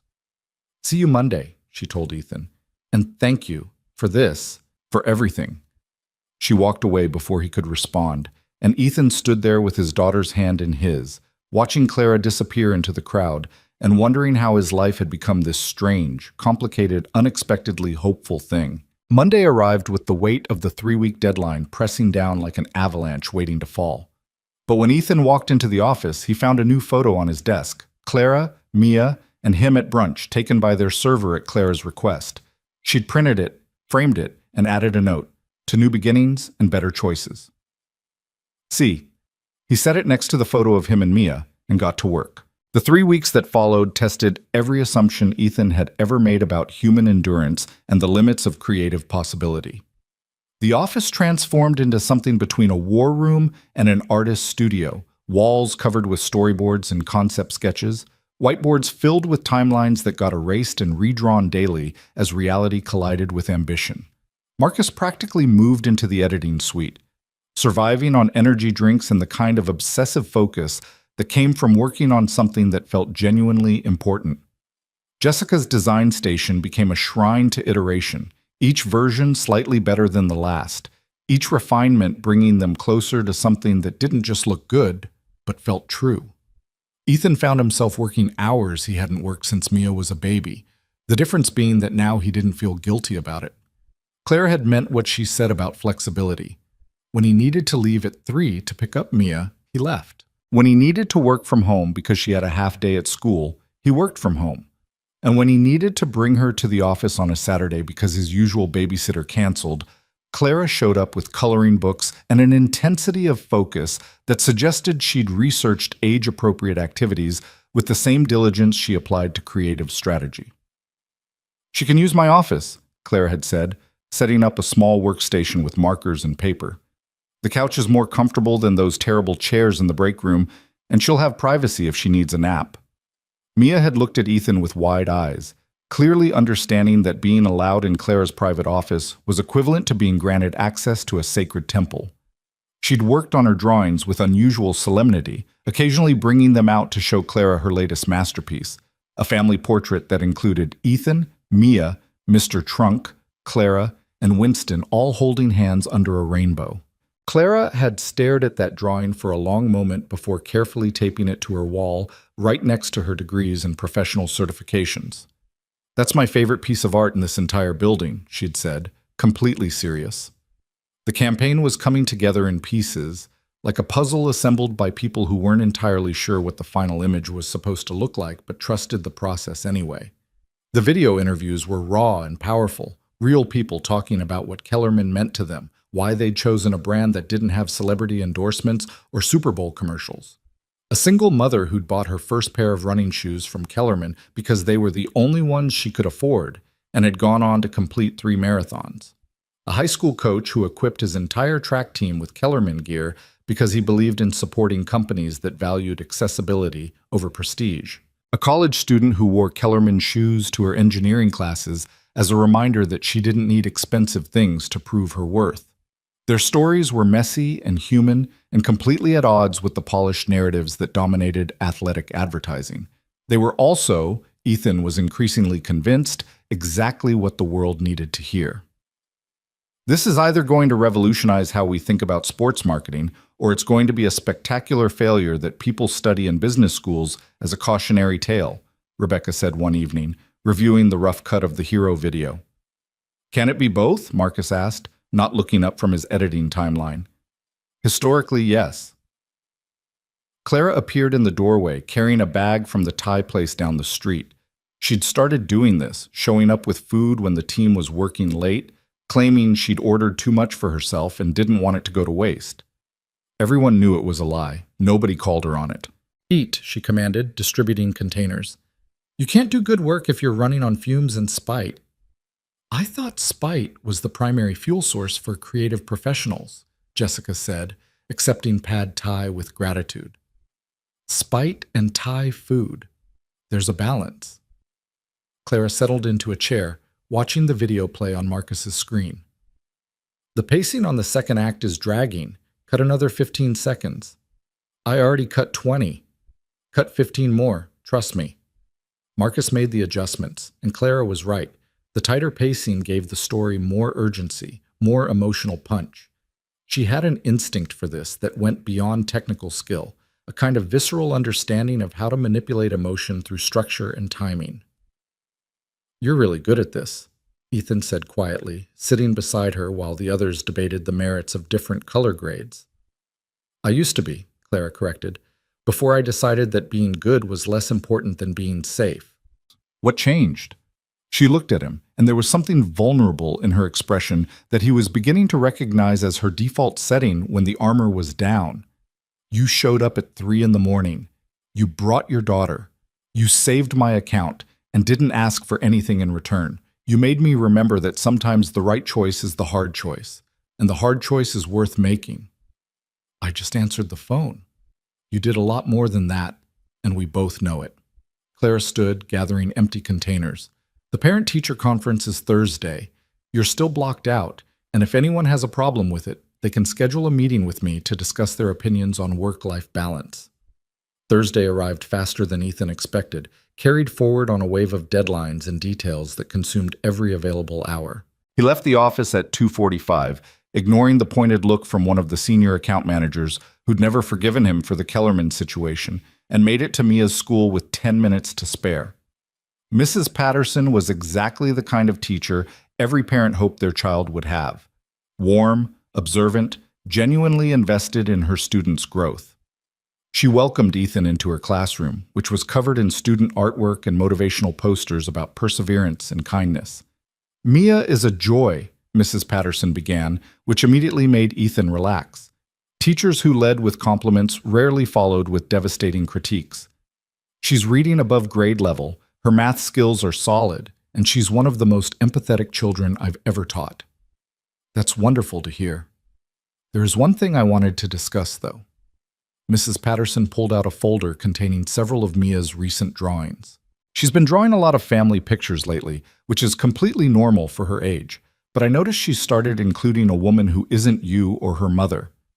Ethan looked at the drawings. There was the one from Clara's office, him, Mia, Clara, and the elephants, and others.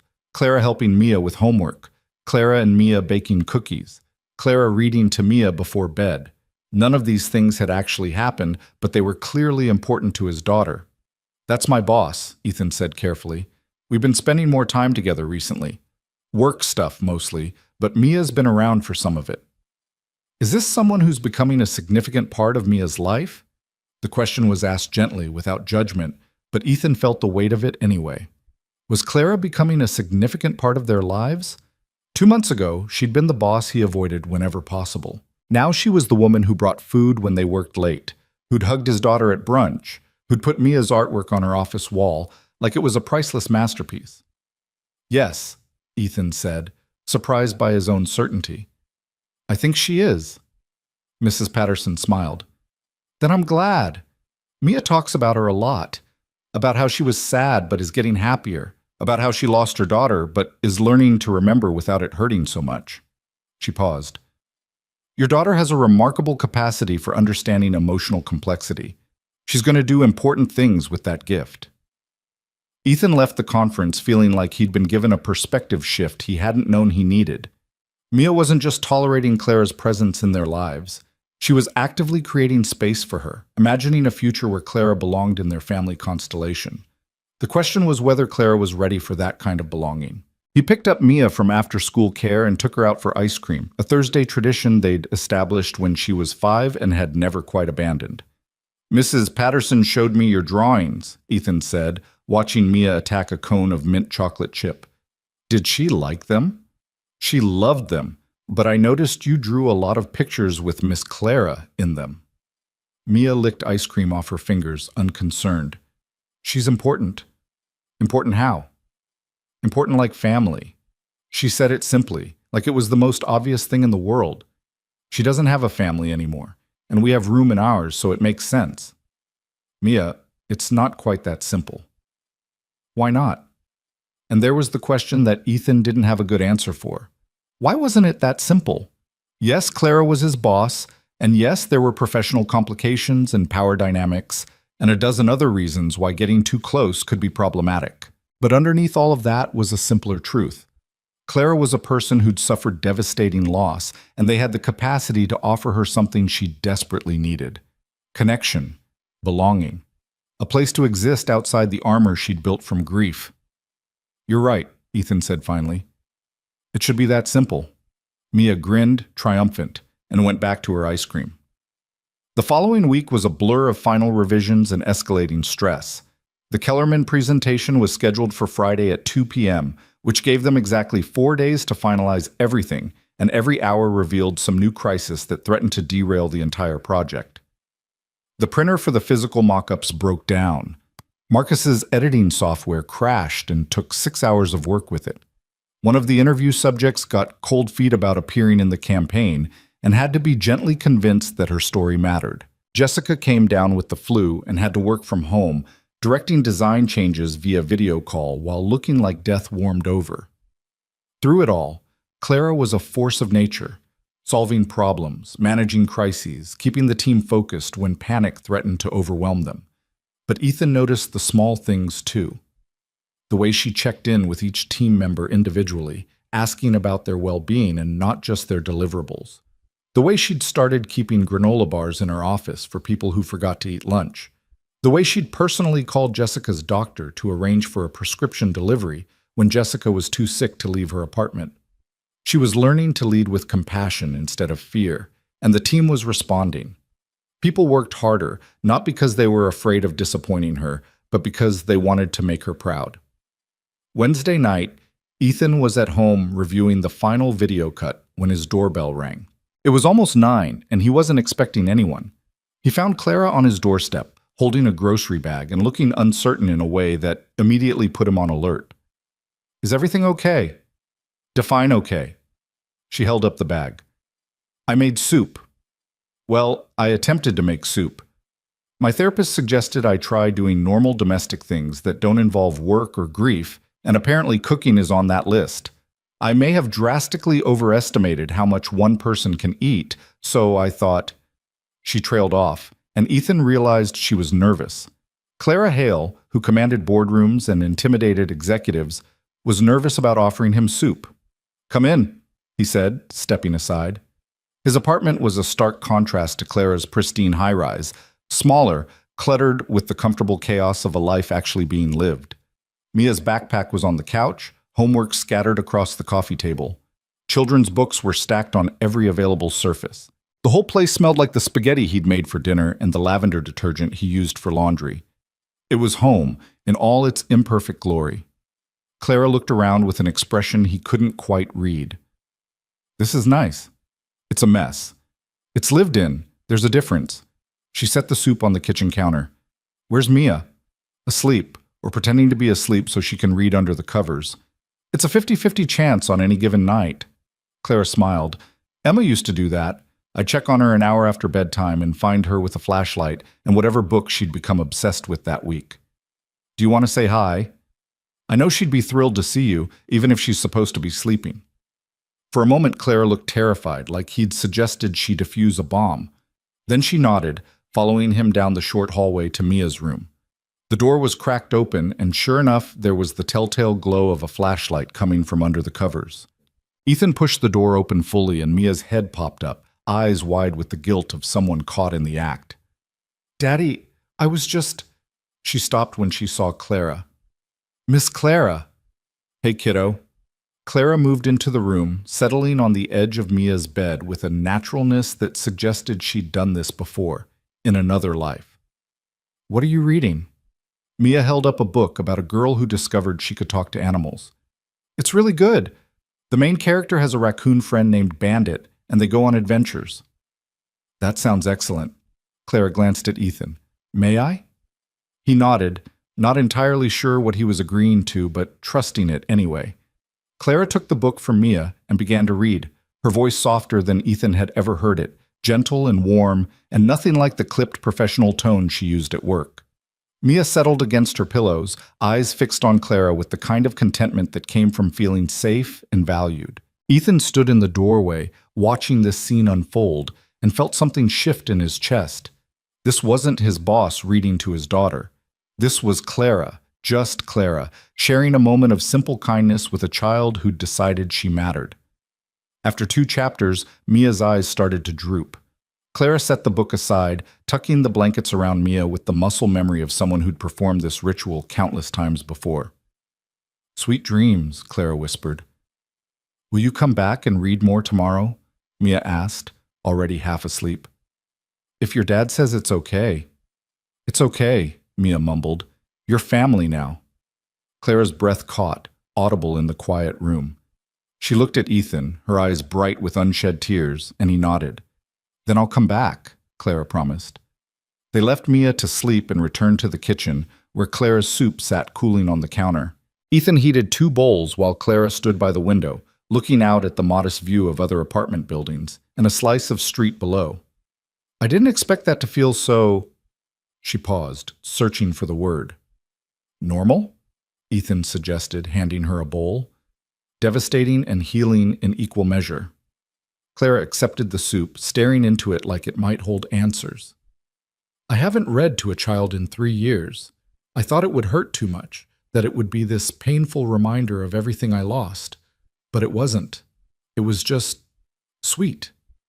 Mia has that effect on people. It's not just Mia. Clara met his eyes. It's you. The way you've built this life, the way you've made space for joy even when things are hard. The way you didn't let work consume everything, even when I tried to make it. She set down her soup, untouched. I need to tell you something. Ethan's heart rate picked up. Okay.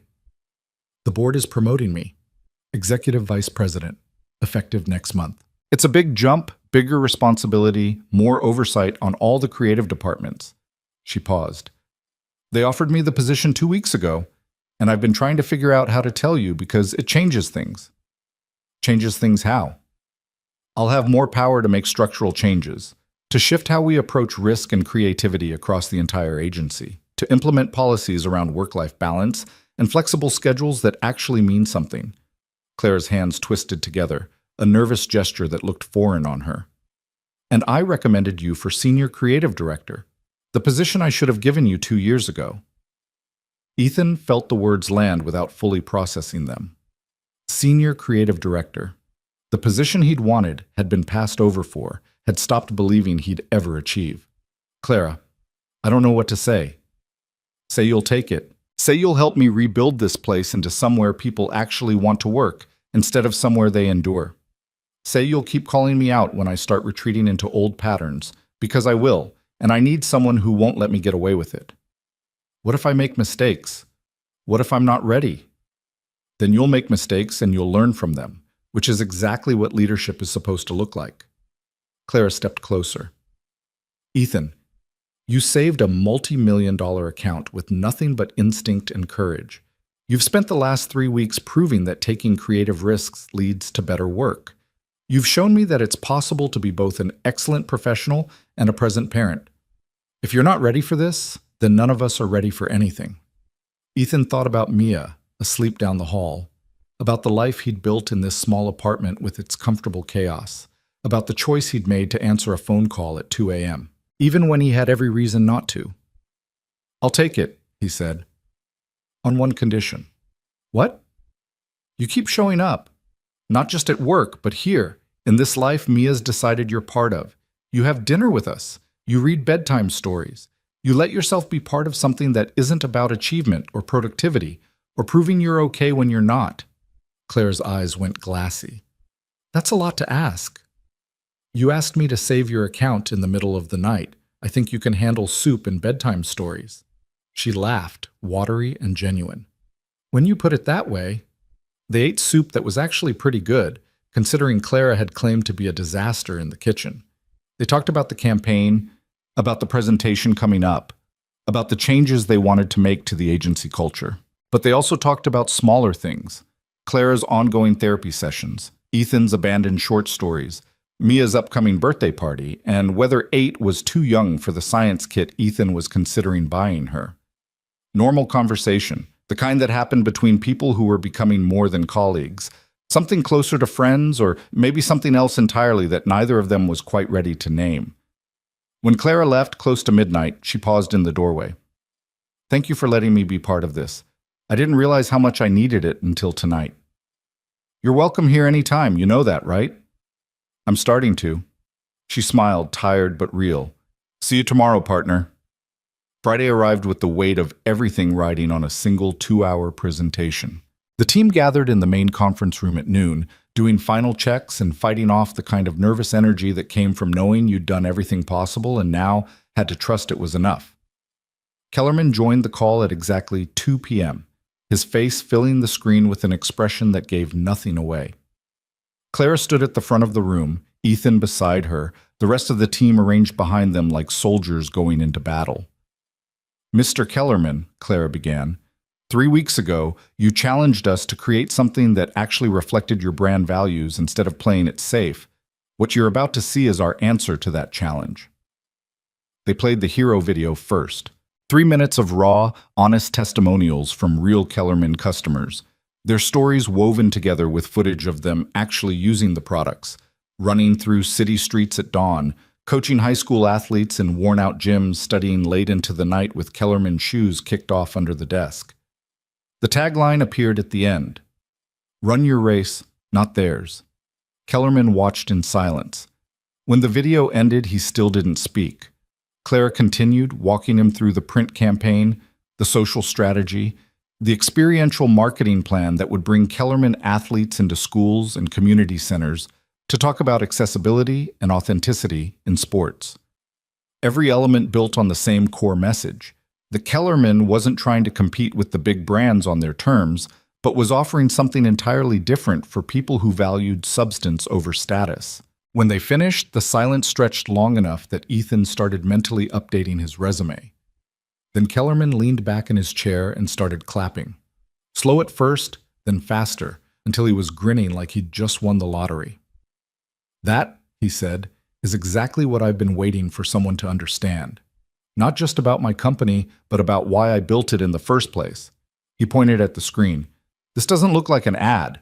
It looks like a manifesto. It looks like something people are going to remember 10 years from now when they think about brands that actually stood for something." The team erupted. Jessica hugged Marcus. Rebecca actually cheered. The junior members looked at each other like they'd just witnessed history being made. "We launch in 2 weeks, Kellerman continued, "and I want you leading the implementation, not some account team that's going to water it down. This is too important to screw up." "We'll be there every step of the way," Clara promised. The call ended and the room exploded into celebration. Someone broke out champagne that had been optimistically hidden in the break room fridge. Toasts were made. Clara gave a speech about the power of taking risks that made half the team cry. Ethan found himself at the center of a group hug that included people who'd hated him just 3 weeks ago. In the chaos, Clara caught his eye across the room. She mouthed 2 words: "Thank you." He mouthed back, "Partner." The celebration continued into the evening, but Ethan left at 6 to pick up Mia, who'd been promised ice cream and a movie if she survived being patient while Daddy had his important presentation. Clara had offered to come with him, but he'd insisted she stay and accept the congratulations she'd earned. "I'll come by later," she'd said, "if that's okay. I promised Mia more bedtime stories, and I don't break promises to 7-year-olds. She showed up at 8:30 with takeout from Mia's favorite Thai place and a small wrapped package. Mia tore into it with the enthusiasm of someone who'd been personally victimized by delayed gratification, revealing a hardcover copy of the book Clara had been reading to her. "So we can read it together," Clara explained. "And so you don't have to use a flashlight under the covers, which is terrible for your eyes."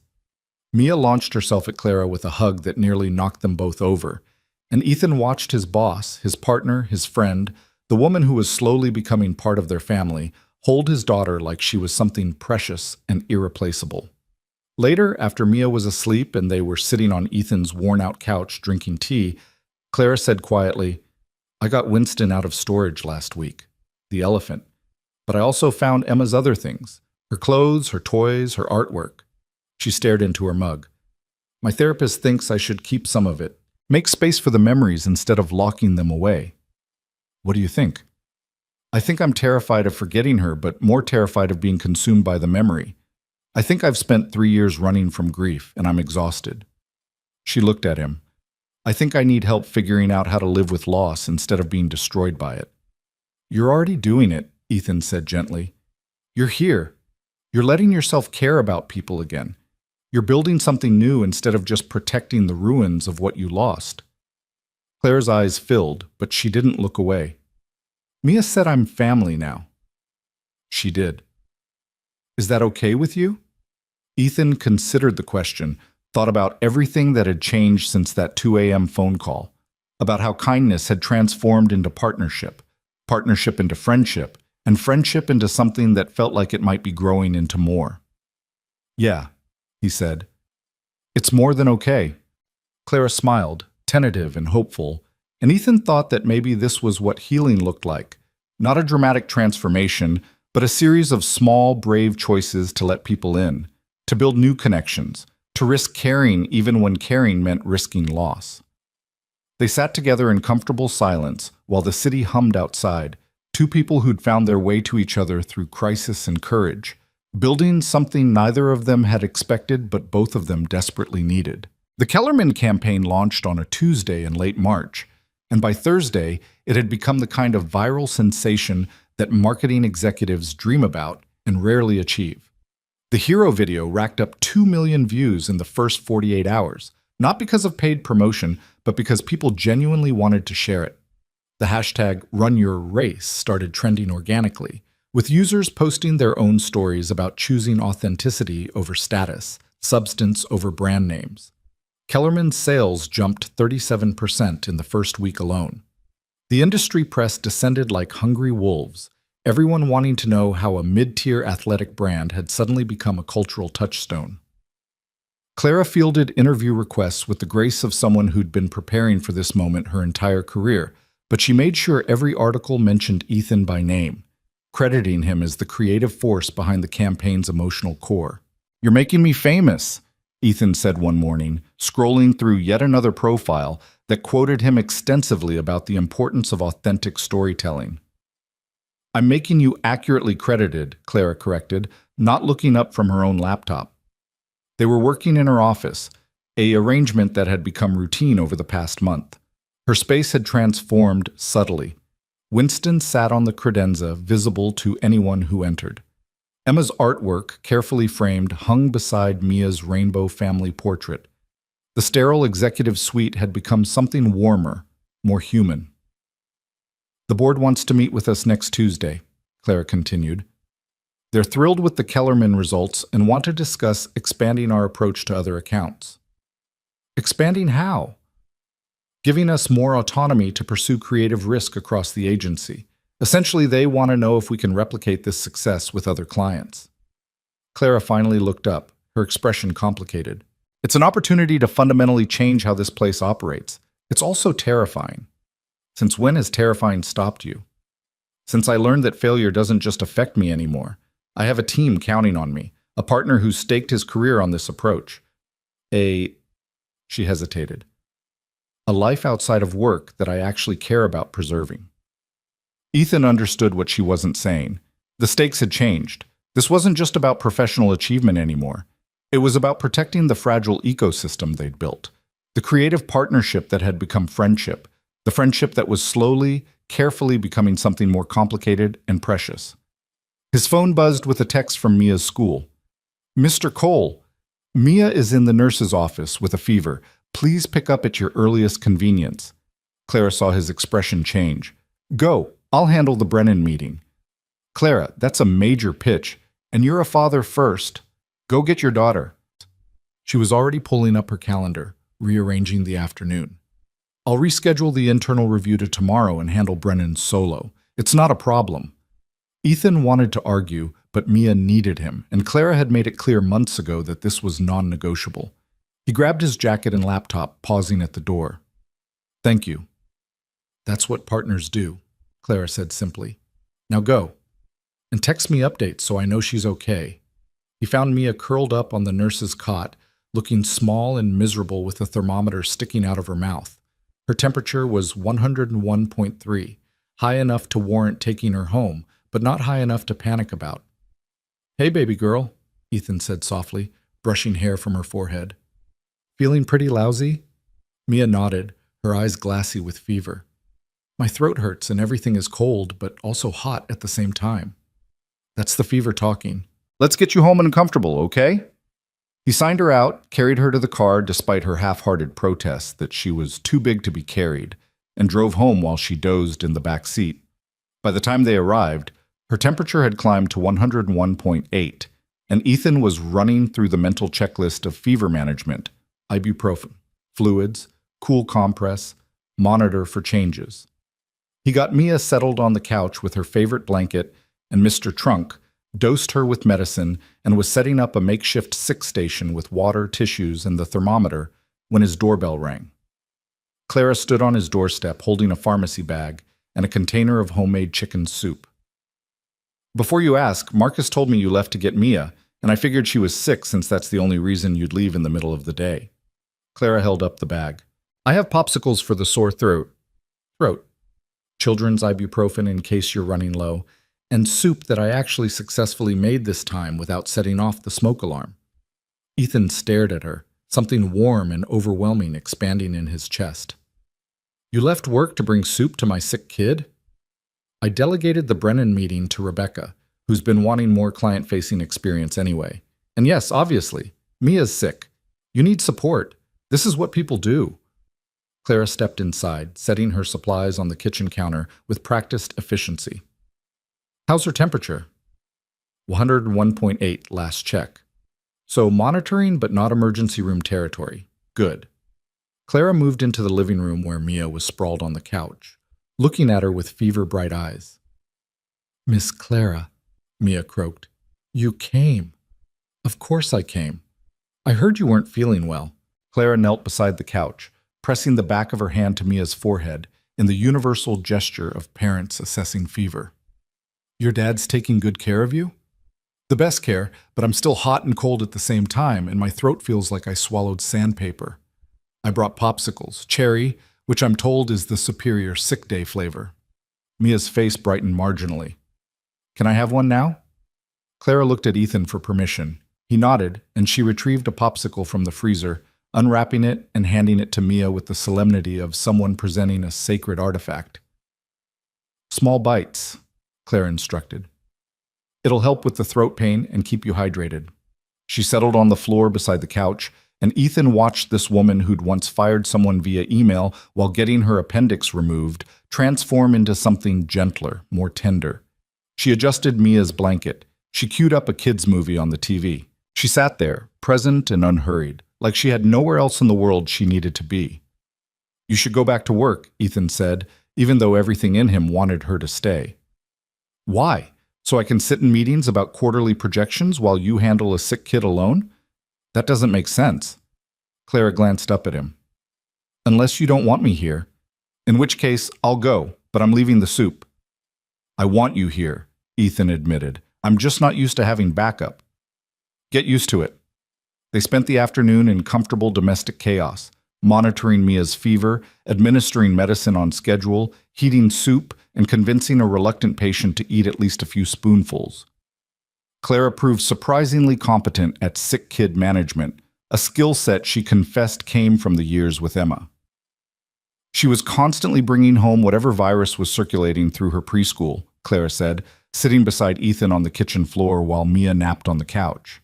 I became an expert in fever management, creative food bribery, and the art of the distraction. Do you miss it, the everyday stuff? Every single day, Clara said quietly. But it's getting easier to remember without feeling like I'm drowning. Being here, Helping with Mia, it doesn't replace what I lost, but it reminds me that I'm capable of caring about someone again. That grief doesn't have to be the only thing I carry. Ethan reached over, covering her hand with his. She didn't pull away, just turned her palm up so their fingers could intertwine, a small gesture that felt monumental.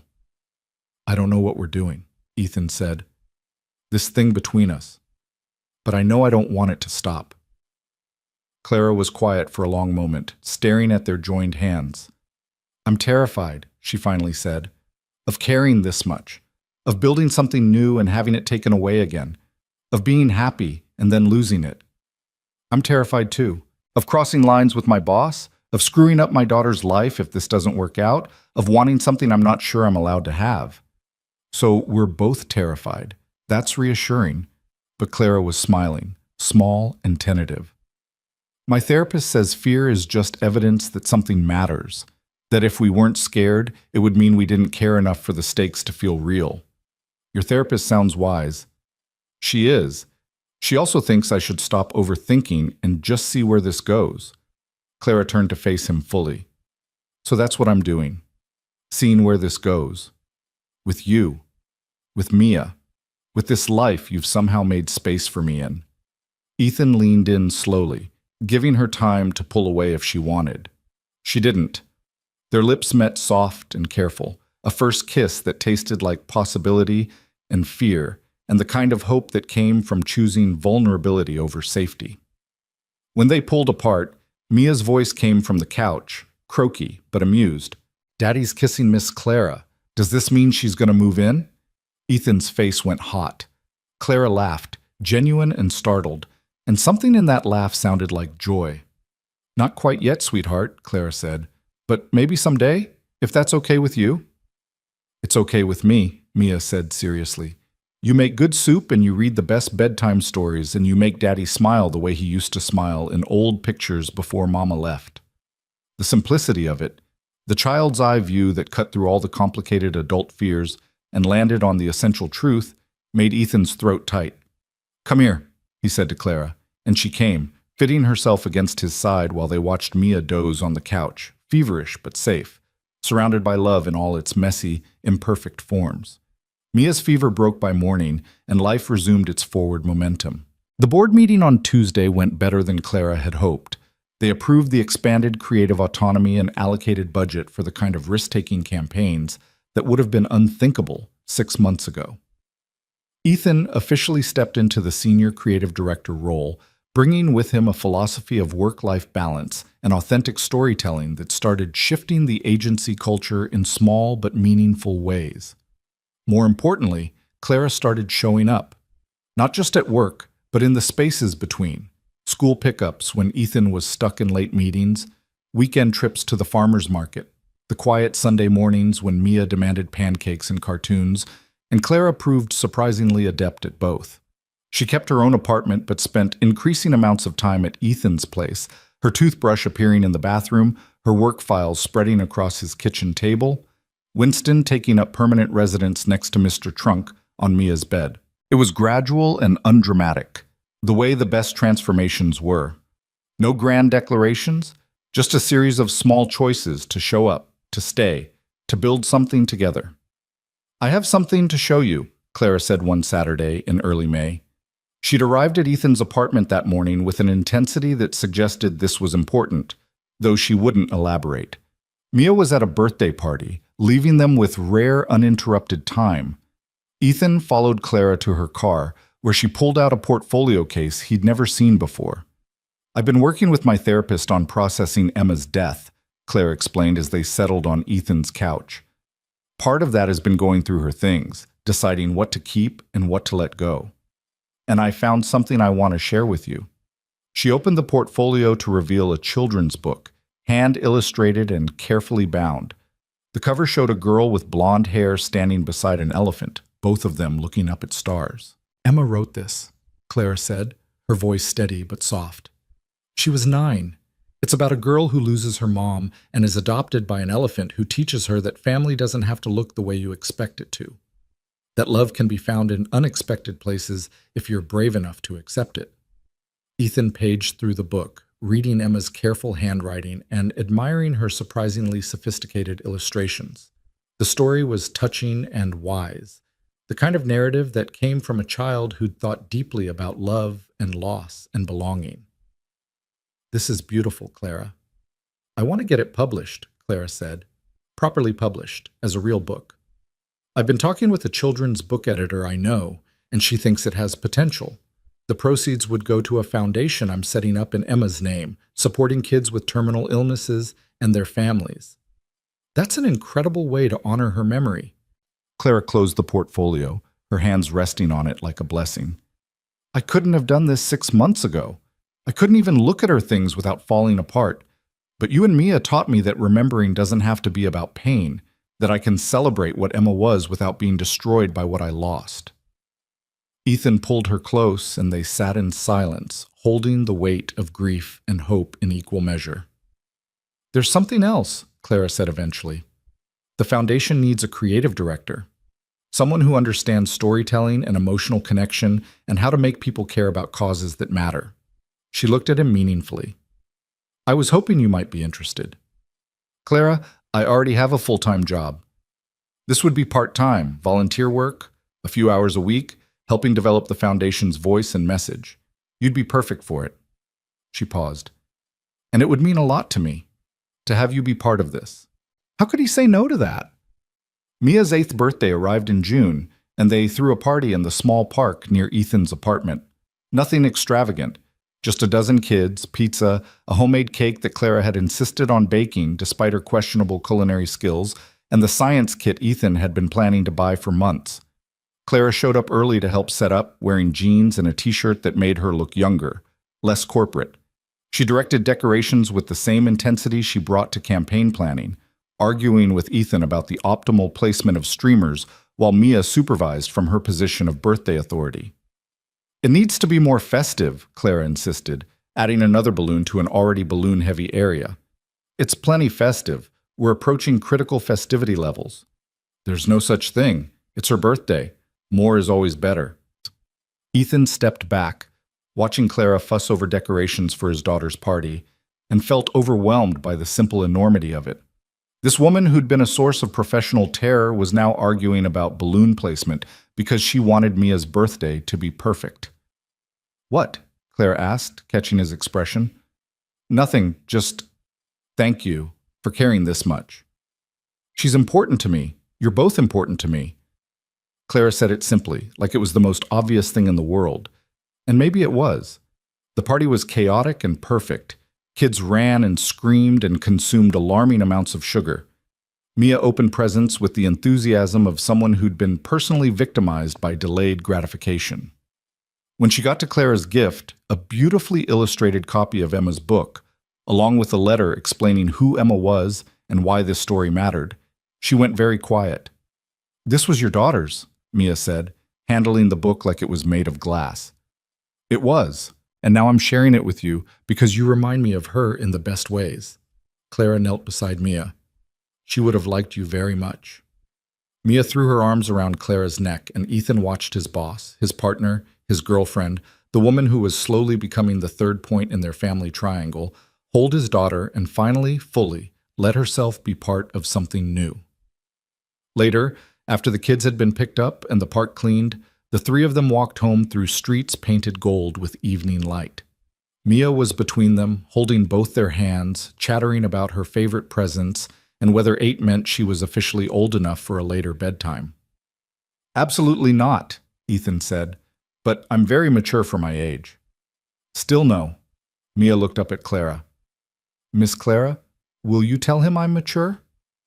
"You are extremely mature," Clara agreed, "and your bedtime is still 8:30. "You're supposed to be on my side." "I'm on the side of adequate sleep for growing brains." They reached the apartment building, and Mia ran ahead to check the mailbox, her new favorite responsibility. Clara and Ethan stood in the fading light, watching her go. "I love you," Clara said quietly. "Both of you. I didn't think I'd ever feel this way again, and I'm terrified constantly that something will take it away, but I love you anyway." Ethan turned to face her fully, seeing the fear and courage warring in her expression. "I love you too. Have for weeks, maybe months. I just didn't know how to say it without making it weird. It's definitely weird. Your boss falling in love with you is objectively strange. Former boss. We're partners now. Partners who are in love and parenting a child together. That's even weirder. Good weird or bad weird? Clara kissed him, soft and certain. The best kind of weird. Mia returned with the mail and caught them kissing again. You guys do that a lot now. Is that a problem? Ethan asked. Mia considered this with the seriousness of a philosopher. No, it's nice. It means we're a real family now. And maybe that was the simplest truth of all. They were a family, not the one any of them had planned on, not the one that fit conventional definitions, but a family nonetheless. Built from crisis and courage, from midnight phone calls and bedtime stories, from the choice to show up and stay and risk caring even when caring meant risking loss. The months that followed were a masterclass in building a life together. Clara officially moved in that August, merging her pristine possessions with Ethan's comfortable chaos in ways that required negotiation and compromise and a surprising amount of debate about proper towel folding techniques. They need to be thirds, Clara insisted, refolding the towels Ethan had just finished folding. They're fine in halves. They still function as towels regardless of folding method. But thirds look neater and stack better. Clara, we're not reorganizing my towels. Our towels, and yes, we are. She won, because she usually did, but Ethan found he didn't mind. The apartment was fuller now, noisier, occasionally annoying in the way that came from three people learning to share space. It was also happier, warmer, more alive. Clara's promotion to executive VP came with increased responsibility and stress, but she handled it differently now. She delegated instead of micromanaging. She left at reasonable hours and didn't check email after 8 p.m. unless it was truly urgent. She took Sundays off entirely, dedicating them to family time, the farmer's market, Mia's soccer games, lazy afternoons reading or watching movies or doing absolutely nothing productive. Ethan thrived in his new role, building a creative department that valued innovation and authenticity over safe, forgettable work. The campaigns they produced started winning awards, but more importantly, they started mattering. Real people connected with the stories they told. Clients saw actual results beyond just metrics and data points. Emma's book was published in October, with an introduction written by Clara about loss and love and the unexpected ways families could form. The foundation launched alongside it, and Ethan threw himself into developing its creative voice, finding that using his skills for something beyond commercial purposes fed a part of his soul he hadn't known was hungry. Mia started third grade and told anyone who would listen that she had two parents now, which technically wasn't legal yet, but felt true in all the ways that mattered. Does this mean I should call Miss Clara Mom? Mia asked one evening over dinner. Clara froze, her fork halfway to her mouth. You can call me whatever feels comfortable, Clara said carefully. Clara is fine. Mom is fine if that's what you want. There's no wrong answer. Mia thought about this, her face scrunched in concentration. Can I try it out and see how it feels? Absolutely. Okay, Mom, can you pass the broccoli? Clara passed the broccoli with shaking hands, her eyes bright with tears she was clearly trying to control. Ethan reached over, squeezing her knee under the table. That felt good, Mia decided. I think I'll keep using it. That night, after Mia was asleep, Clara broke down crying in Ethan's arms, not from sadness, but from the overwhelming relief of being allowed to love again, to step into a role she'd thought she'd lost forever. I didn't think I'd ever get to be someone's mom again, she said between sobs. I thought that part of my life was over. It's not over. It's just different. And Emma would want you to be happy, to love and be loved. She'd want you to have this. How do you know? Because she wrote a book about finding family in unexpected places. She understood this already. Spring arrived again, marking a full year since that 2 a.m. phone call had set everything in motion. Clara suggested they go back to Voltage, the scene of her meltdown, as a way of acknowledging how far they'd come. That seems either therapeutic or masochistic, Ethan observed. Can it be both? They went on a Saturday night, leaving Mia with a trusted babysitter. The club was just as loud and overwhelming as Ethan remembered, But this time they were there together, standing at the bar drinking overpriced cocktails and watching the crowd with the bemused distance of people who'd moved beyond this scene. "This is where I hit rock bottom," Clara said, surveying the room. "Right there in that corner booth, drunk and alone and absolutely convinced my life was over. And now? Now I'm here with you, sober and loved, and building something I never thought I'd have again." She turned to face him. "Thank you for answering the phone that night. Thank you for calling." They stayed for one drink, then walked back to Clara's car through the same streets they'd navigated that terrible, transformative night. But everything looked different now. Brighter, full of possibility instead of despair. "I have something for you," Clara said when they got home, pulling a small box from her purse. Ethan opened it to find a key, not to her apartment, which he already had, but something else entirely. "It's to a storage unit," Clara explained. "I've been working on something, a project I want to show you." They drove to the facility, and Clara led him to a unit filled with Emma's artwork, photographs, personal items, all carefully organized and displayed like a private museum to a life well lived and deeply missed. "I couldn't look at this stuff for 3 years," Clara said, walking through the space.